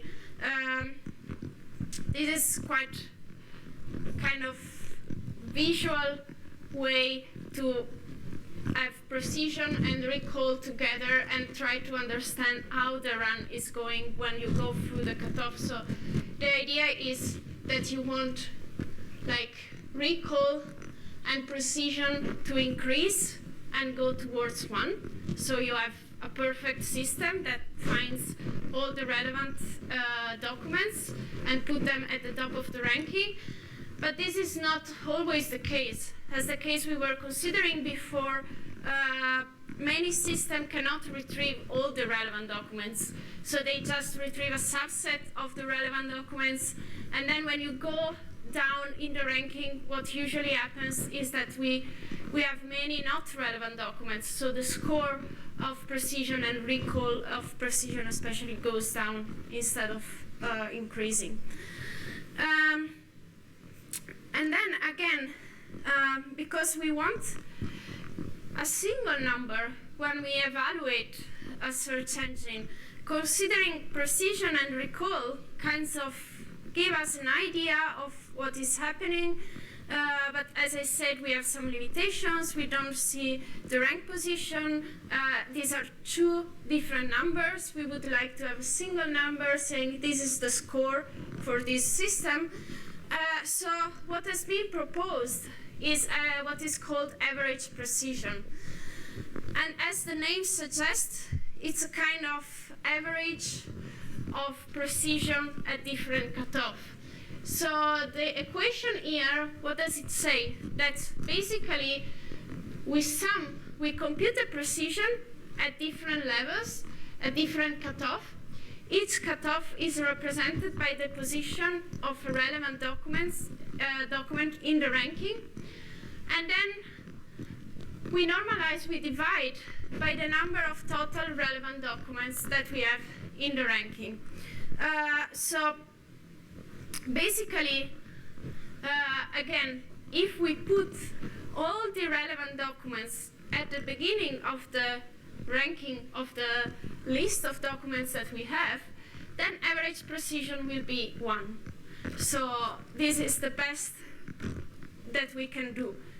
If we miss some relevant documents, and we have some not relevant documents, especially at the beginning of the ranking, we kind of start to have score of average precision below 1, 0 point something. And if we don't have any relevant documents, so we're doing really bad, then we will have a score of 0. And the idea with average precision is that the more a document, a relevant document, is close to the beginning of our list, the happier we are, and the more we reward the system. So we have an example here. So it's the same example as before. So this is the equation of average precision. So what you have, for example, we have a relevant document in position 1. So we have here precision at 1, cutoff 1. Then we have another relevant document at position 3. So we sum precision at 3.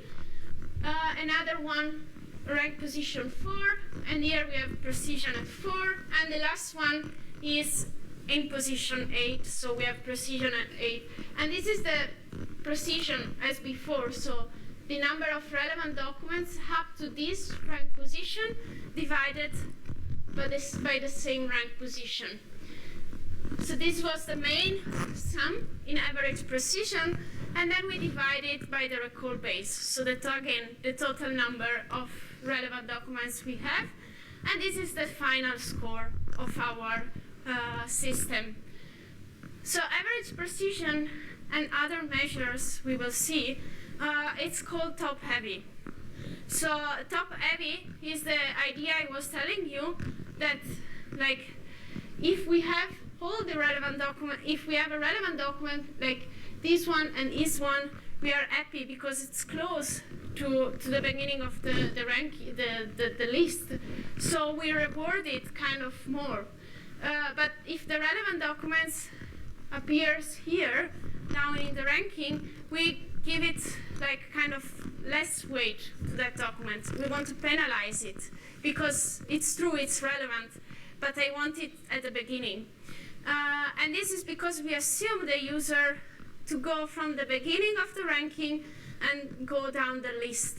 So we don't assume the user starting in the middle or close to the end, but just we assume the user to scan the list from the beginning to the last document. Yes? Yeah, sure. Sorry? Yes. Yes. Yes. I'll try to explain. I'm not sure if I understand, but the idea is, for example, the first document at rank position 1, the first retrieved, this counts for 1, okay?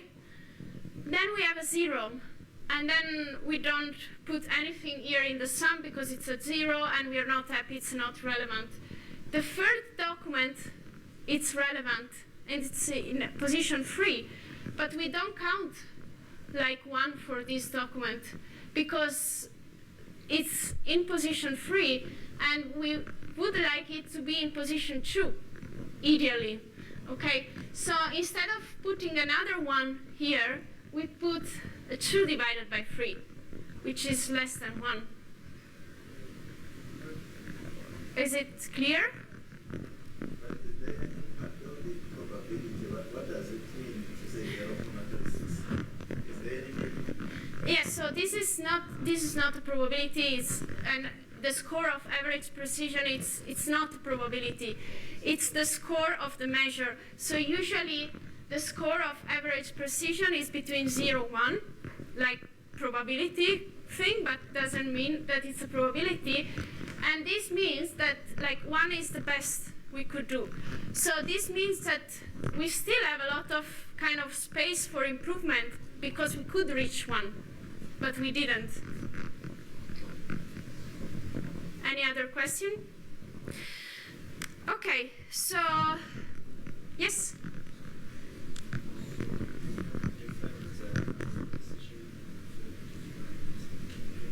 Yes. Yes. So, and this is something we will see, but like usually this is a really good question. Usually we have a system is test on different topics. So usually what you will have is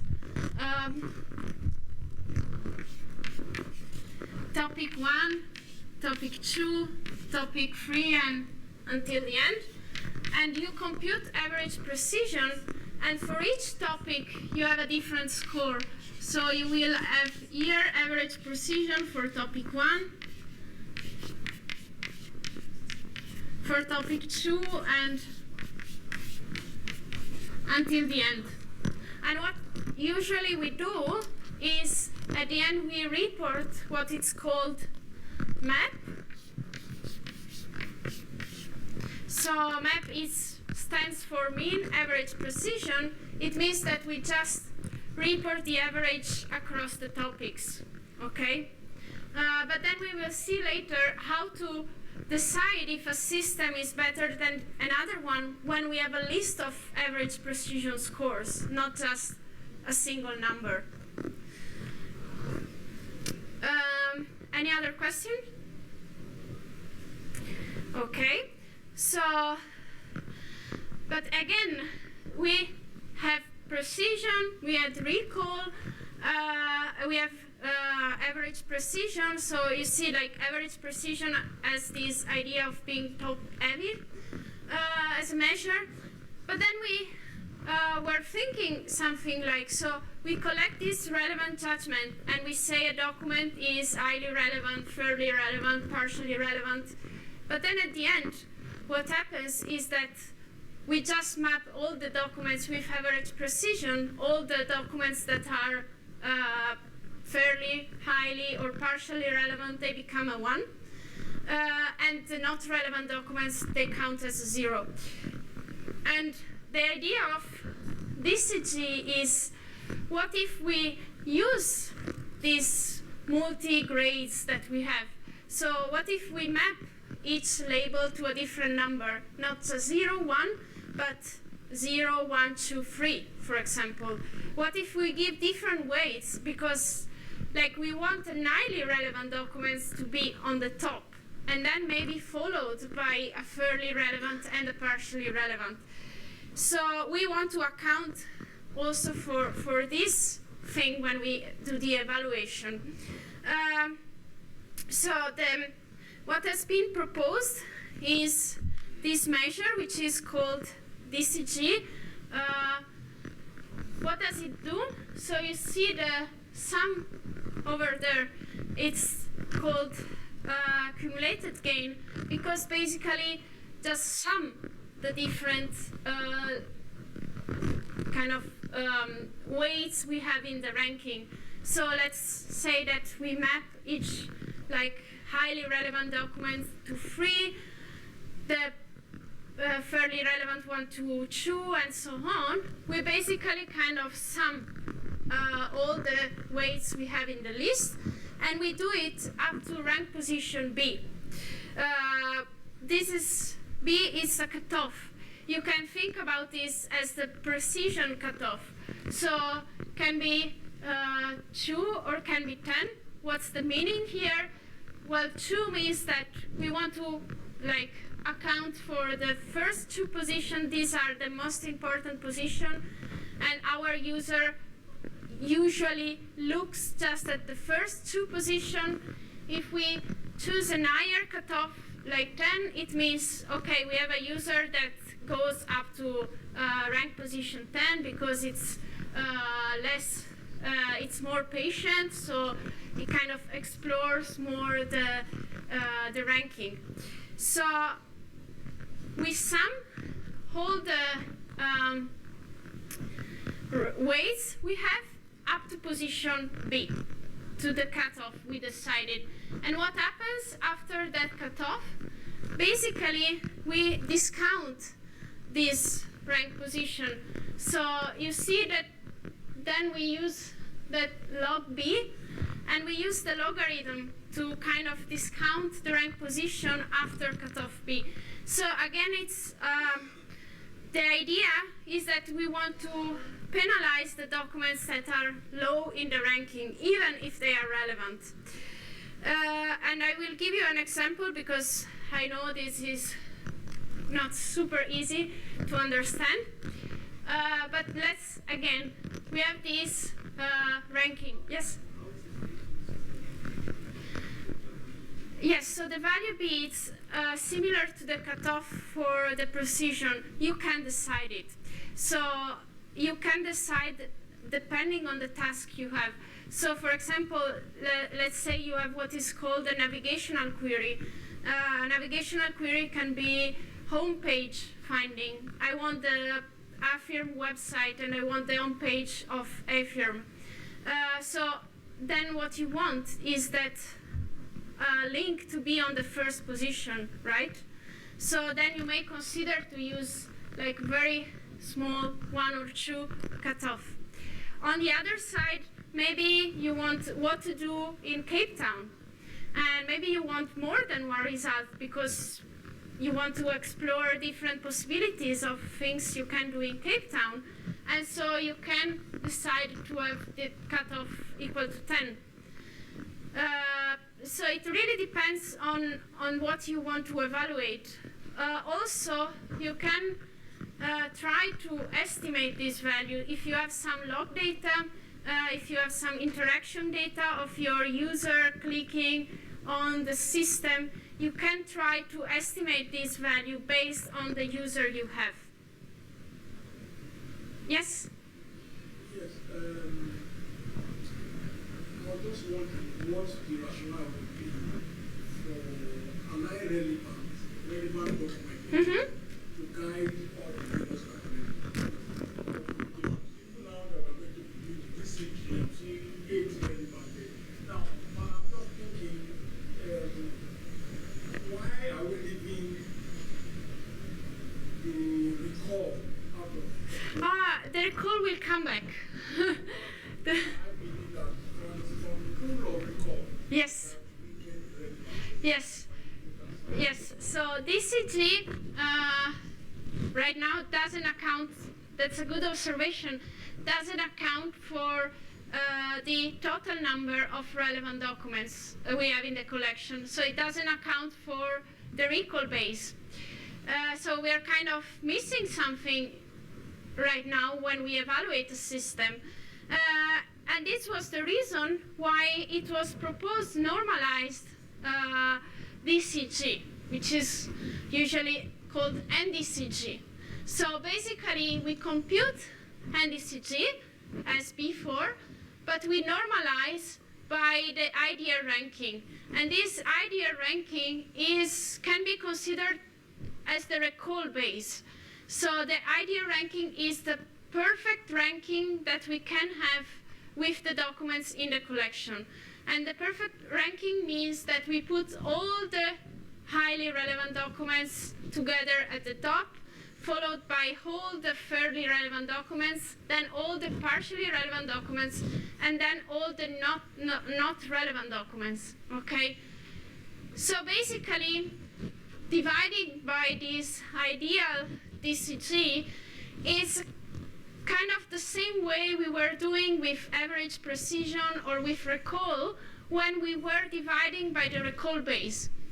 So we want to account for the total number of relevant documents, and the specific we want to account for the one that our system cannot retrieve.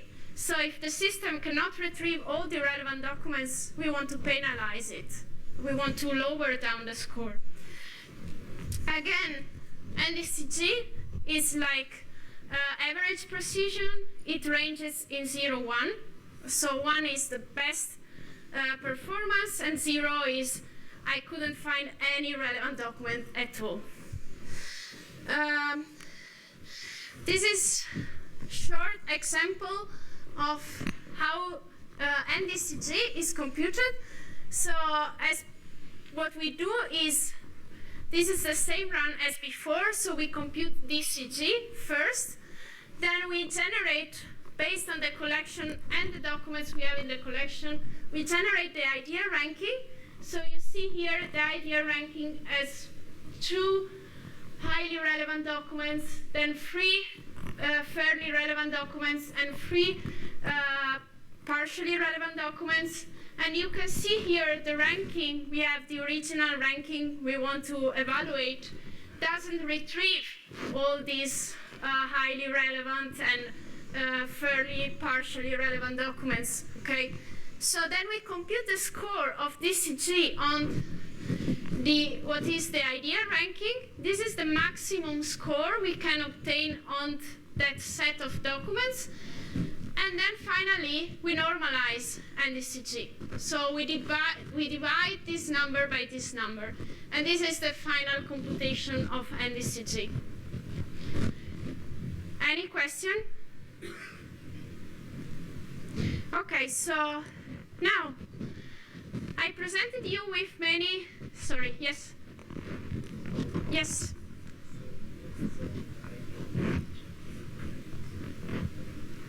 Yes, this is the score. Basically, we compute DCG for this ranking here. This is the ranking we have as an input, the one we want to evaluate. And this ranking here, which is the ideal ranking, is the one that we built on top of the collection.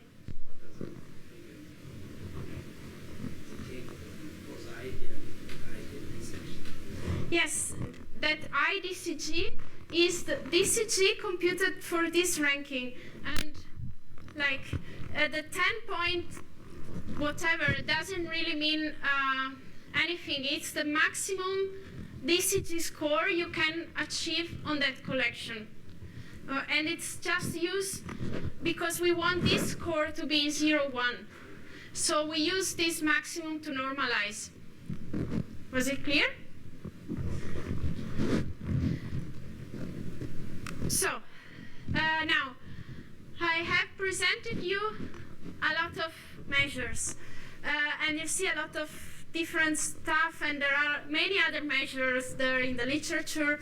But the thing is, when we were discussing about the cutoff, okay, you have to use the right measure for the right task. So depending on what you are doing, what you want to evaluate, what is your task, you can decide to use precision, or to use, if you want to look at just the first 5 documents, you can use precision at 5, for example. You don't care about the rank position.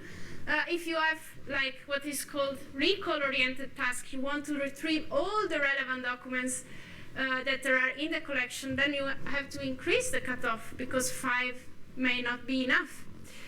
So I have a small exercise for you. I want to do it right now in groups of 3, 4. You can decide. So the first question is, we have 2 systems here, A and B. And these were the 2 systems I showed you at the beginning. And I ask you, what do you think? Is it better system A or system B? So if you can try to compute precision, recall, precision at 3 and recall at 3, and average precision as well, if you have time, and see what happens, what these measures tell you. Is it better system A or B? And then if you have some time to discuss these 4 points here, so which kind of measure should we use if we don't care about the rank position? While if we want to care about the rank position of relevant documents, can we use any of that measure on top? What about if we want to penalize documents that are kind of low in the ranking, relevant documents that arrive slow in the ranking? And what if we want to be sure that all the retrieved documents are kind of retrieved by my system? And then the last question I have for you is there something we are missing here? Is there something we are not accounting for? Like all this evaluation, are we really looking at the whole picture, or is it something that is missing? So you have, I would say, 5 minutes, 7 minutes, let's say, if you want to try.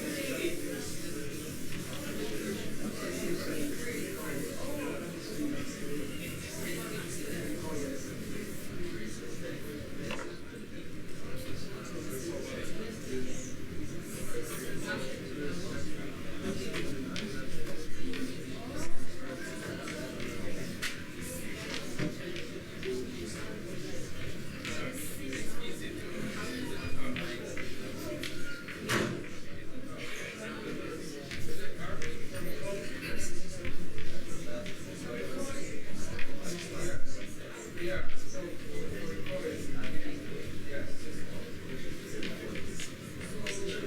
Okay.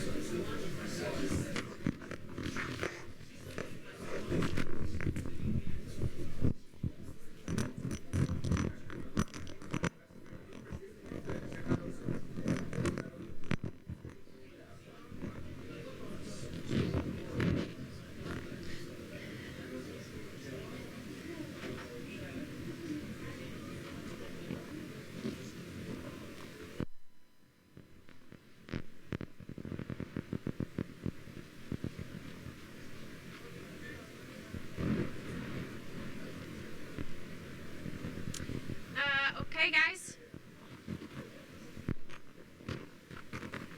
Is this working? Yeah.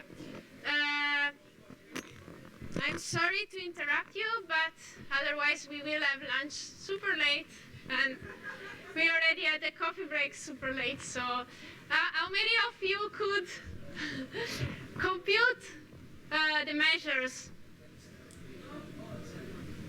Not all, but could you compute precision and recall? Okay, good. And don't worry if you couldn't do all the things. This was supposed to take more time. And we will have more discussion in the afternoon in the lab if you have questions, and yeah, we can go through it. So I will show you the solution. So for precision and recall, these are the results, okay? So we can see that both precision and recall, they say that system B is better than system A, okay? If we consider precision and recall at cutoff 3, it means we need to consider just the first three positions. So, and this will have precision 1 for a system A and recall 0.1 for system A. And you can see that for precision and recall at 3, system A is better than system B. So it's the opposite as before. For average precision, these are the results. So again, system B is better than system A. So I wanted to show you this example because the common practice for evaluation is just not use a single measure, because different measures can give you different results depending on what you want to evaluate, because you saw how these measures have different interpretation, have different equations and properties. So usually first select the measures that are better for your task, and then don't just pick one measure, but you can pick 2 or 3 or whatever is more appropriate. And again, this goes to the same discussion. So if we want just to account for the numbers of relevant documents, a set-based measure are fine. If we want to use the rank position, then we have to choose a different set of measures and so on. And this gets even more complicated when you want to account, for example, for multi-graded measures. So if you want not just binary relevance, relevant, not relevant, but if you want to consider, for example, highly relevant, partially relevant, fairly relevant documents. So you need to use DCG or NDCG. About the last question we have, is there something we are not accounting for, we are missing here in the evaluation? What do you think? Is there something else we can account when we evaluate the system?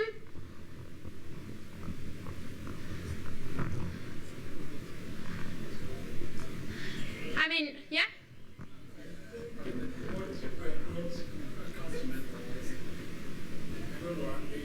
are looking at relevance here based on the computation that is going on in the system. Yes. Right? We are not looking at what the user thinks, what the user feels. Yeah, that's the perfect answer. Well, if you pull the first three, we assume, for instance, one example, we assume that for system A, for instance, we have 3 top documents. Yes. That's what the system assumes. Yes. What of if the user look at those documents and they are probably not ready? Yeah. So one thing which is missing right now is exactly the user. What does the user think? Is the user satisfied or not by the system? How can we account for the user?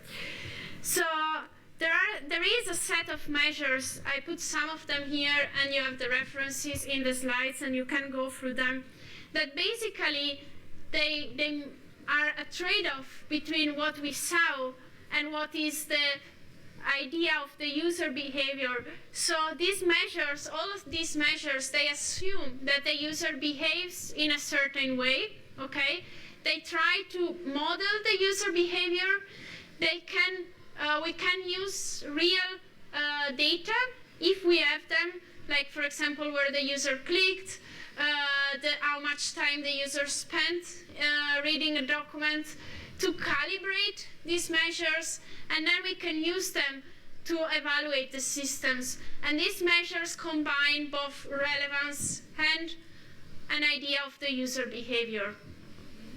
So there is also this aspect, and not sure what style we will have, but then there is all the other side of the evaluation, which is online evaluation, where we account for the user behavior. So then typically on online evaluation, we may not know which documents are relevant or not, but we try to see if the user is satisfied, is happy, by looking at the behavior of the user.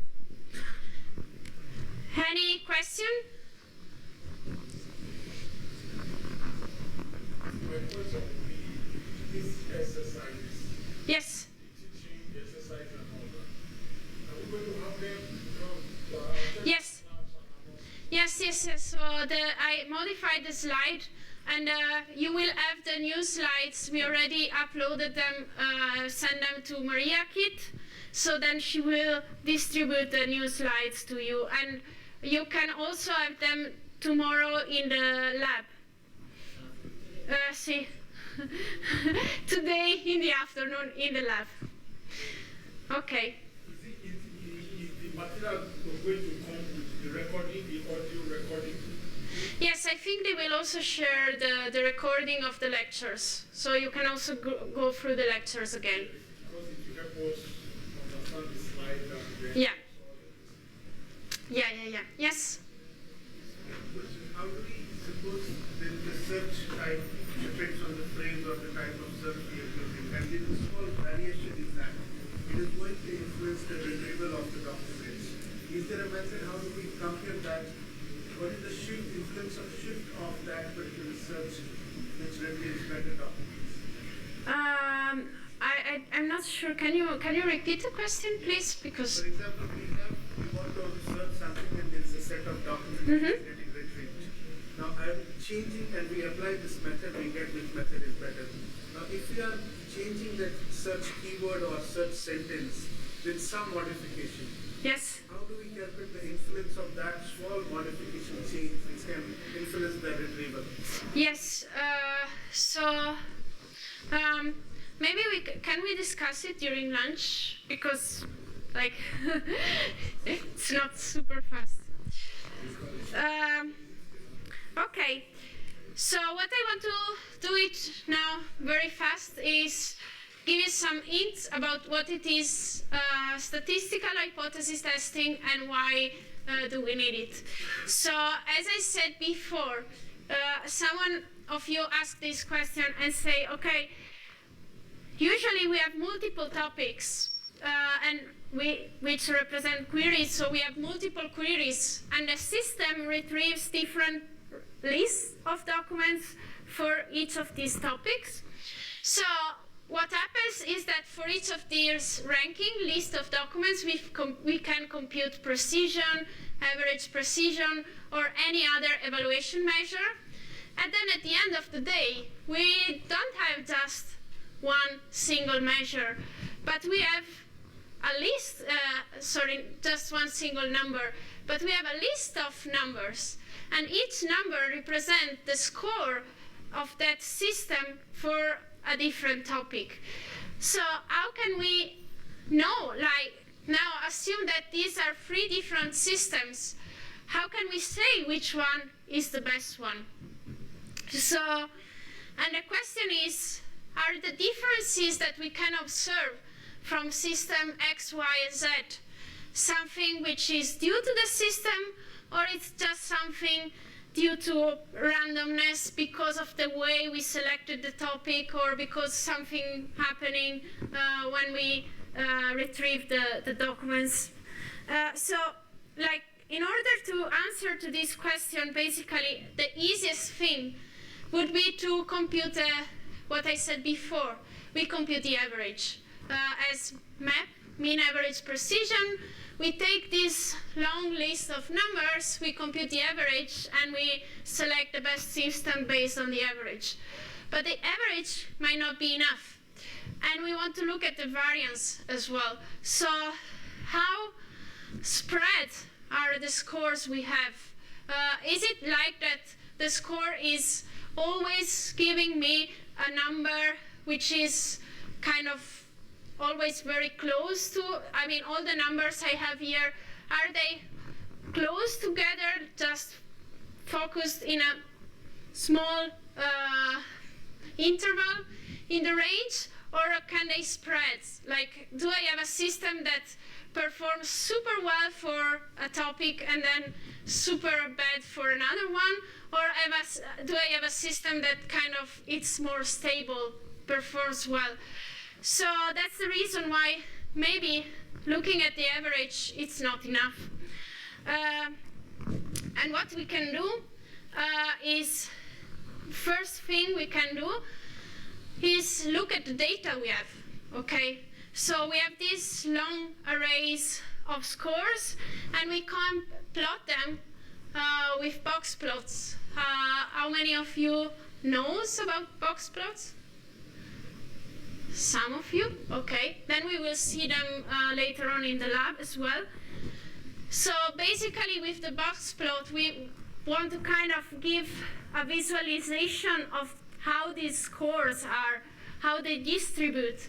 So the big part here of the box plot, the rectangle in the middle, represent like 50% of the data, kind of. So we have 50% probability to see a score in this interval, okay?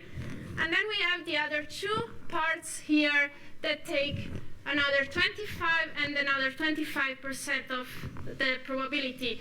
So with 25% of probability, we will see a score here, or we will see a score here, okay? And then this whole thing, it's 99% of the probability.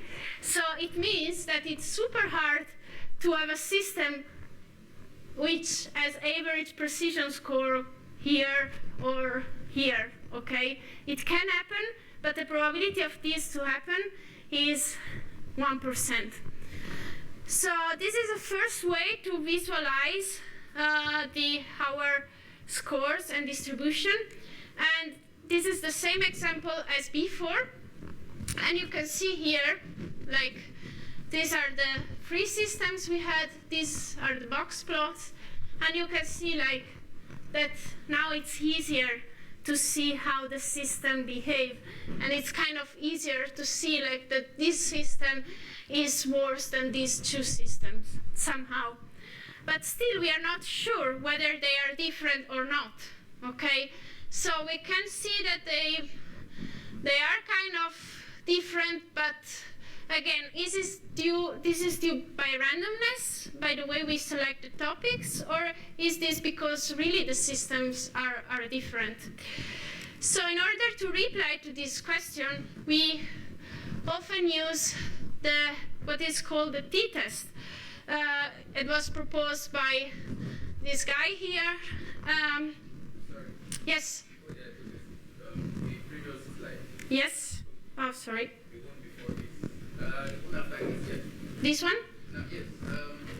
If the distribution is skewed relative to the left of the right, yes. what do you do in that condition? Because as it is, then I can see that it's straight normal. Yes, yes. So we are assuming that the distribution are usually like Gaussian distribution. Otherwise, yes. But the first thing you can do is just that I was going fast because we are running out of time. So the first thing you can do is this thing here. So the first thing I suggest you to do is, so we are assuming that the distribution has this nice, beautiful shape, symmetric, and we are happy. But why is it that? Because like we can do an histogram with the data we have, and we can kind of see that this is the shape. Of course, if you don't have like this beautiful normal distribution, then you cannot apply the t-test and all the things we are seeing right now. But still, this is the kind of mathematical assumption behind t-test and everything. But There are studies where it's shown that the test is kind of robust, even if you don't have all the assumption. Okay, so you can still do something, but if you really have a super weird case, then you may consider to. So the first thing is look at the data and then consider what is the best strategy you can take. So, talking about the t-test, and this is again what I was saying, we have the two samples here, and we assume they have these shapes, these distributions. So the first thing will be, of course, to try to be sure that this is the actual distribution of the data we have. And we have this H0, which is the hypothesis we consider, and we start from this hypothesis and say these two distributions, they are not different. It's not really that the red and the blue systems are kind of really different, but the difference we have is due by random factors. So if we could sample the topics in a different way, maybe we could see like these two distributions more similar to each other. And this is what we want to prove. Like, the question is this the case or not? So H0 is like, the meaning of H0 is there like statistical significant difference between the two distribution of data we have or not? That's what we want to answer. And we assume that there is no. So we assume that the two distributions are equal. That's how the t-test kind of starts. And then we want to prove that this is not the case. So we want to reject this hypothesis. So what we do with the t-test, we define an alpha.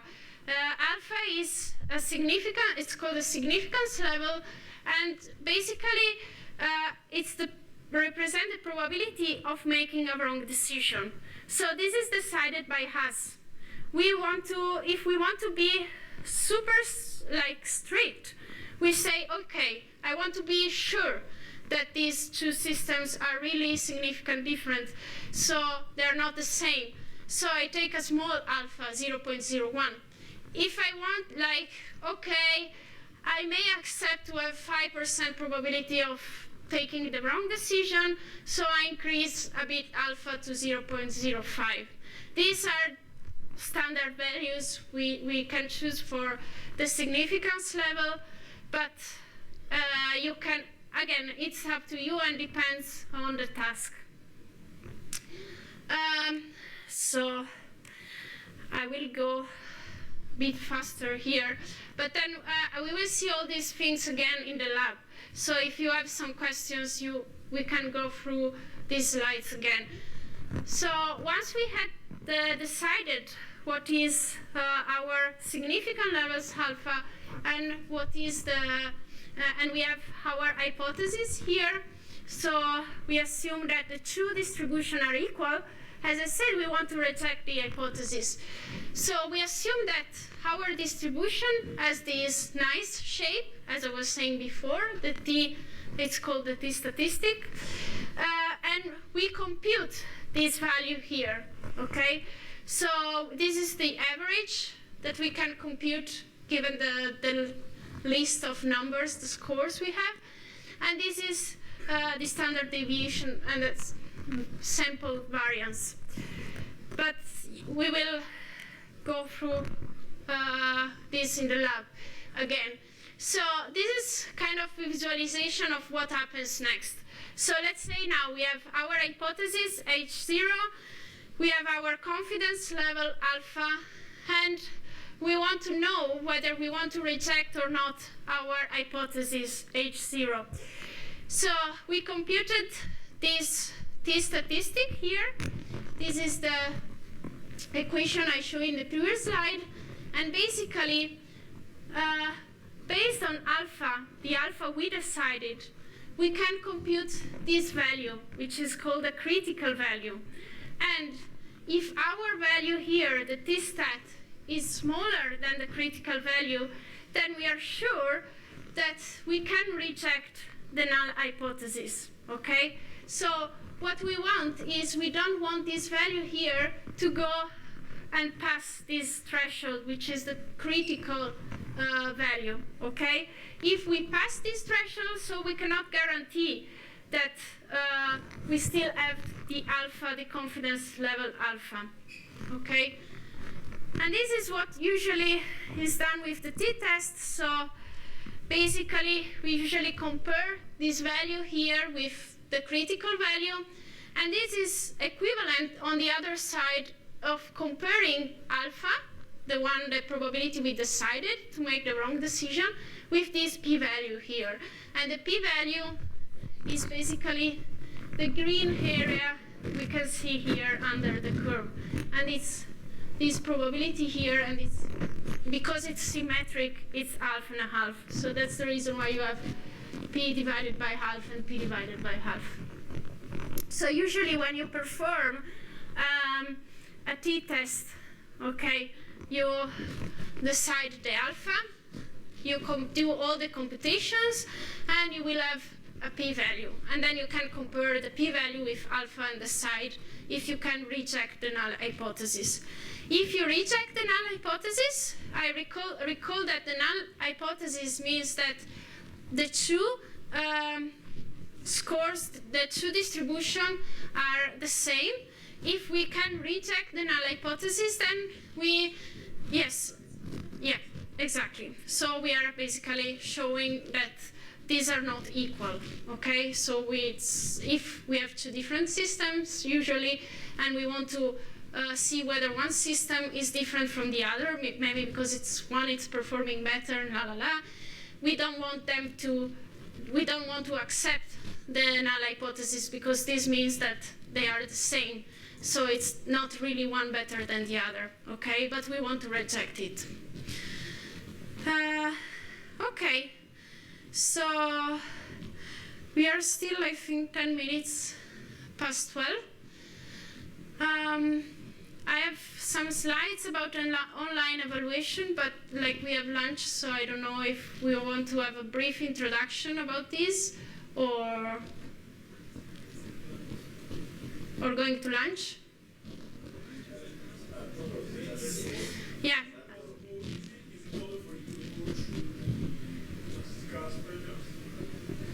Sorry, go through what? In previous 2 or 3 slides. Yes. You mean about the statistical hypothesis? I would suggest that just give us a few slides and you have to introduce us to after. Okay, so let's read. So if you have some question about the statistical hypothesis testing, and if you have any question about this, we can talk about it during the lab, okay? And now I want just to tell you what is the, so as I said before, online evaluation is about the user. So it's about collecting user data, okay? So, and we don't rely anymore on relevance. I mean, we can have some relevance judgments, but most of the time, online evaluation, we don't know if a document is relevant or not. And what we use is click data, or some log data of the user using the search engine. So, for example, how many times the user clicked on a given document, or how much time the user spent reading a document, how much time the user spent navigating through the documents, does it abandon without click? These are all kind of things you can log when you have a real system and user, and it's easy for you to record these things. And they represent the real user preferences. It's not something we decided, like the user behaves like this. No, this is the real user behavior. On the other side, these type of things you can look at are super noisy, okay? Because even a user clicking on a document doesn't mean that the document is relevant. We don't know. We know that the user maybe look at the snippet and thought it was maybe relevant, but then we don't know if it was useful for the user or not. So there are two different ways that we can use with online evaluation.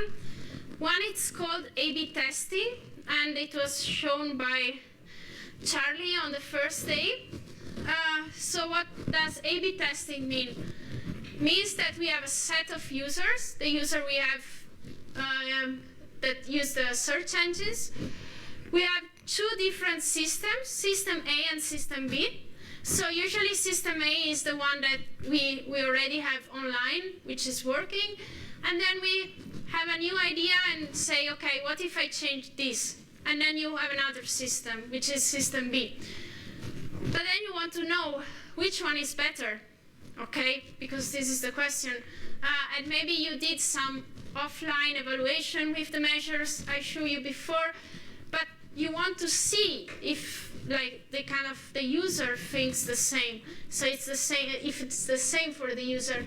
So basically you divide the user randomly, okay? Whenever they reach your web search engine or your search engine, you divide them, and you show the original system to half of the user, and to the other half you show the new system, the one which is more advanced because you changed something.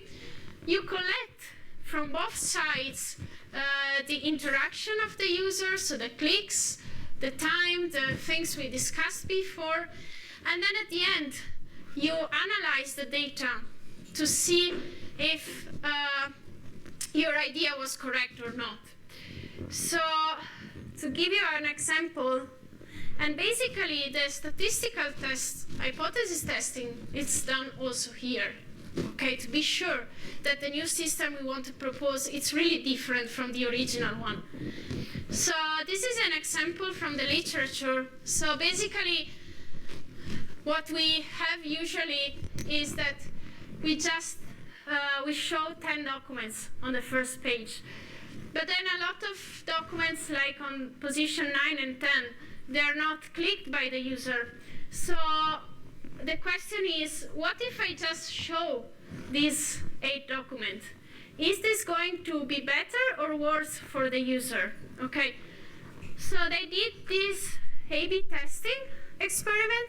So the A system was the system with 10 positions. The B system was a system just with 8 results. And they started to collect data. And they wanted to measure the success of the system, the quality of the system, which is this abandonment rate. So how many times the user doesn't click on anything. And it's assumed that if the user doesn't click on any of the documents, it's he or she is not happy, okay? So they split the users, as we saw, into random groups. Some of them had system A, some of them had system B. And at the end, what happened is that basically the data showed that the two versions of the system, they were not statistically different. So they couldn't reject the null hypothesis, okay? So basically, even if the idea makes sense, with the real data, with the real user, they couldn't prove that the system without the last 2 documents was better than the first one, okay? One last thing, if you consider A/B testing, as we saw here, you split the user in a half. So half of the user will see the system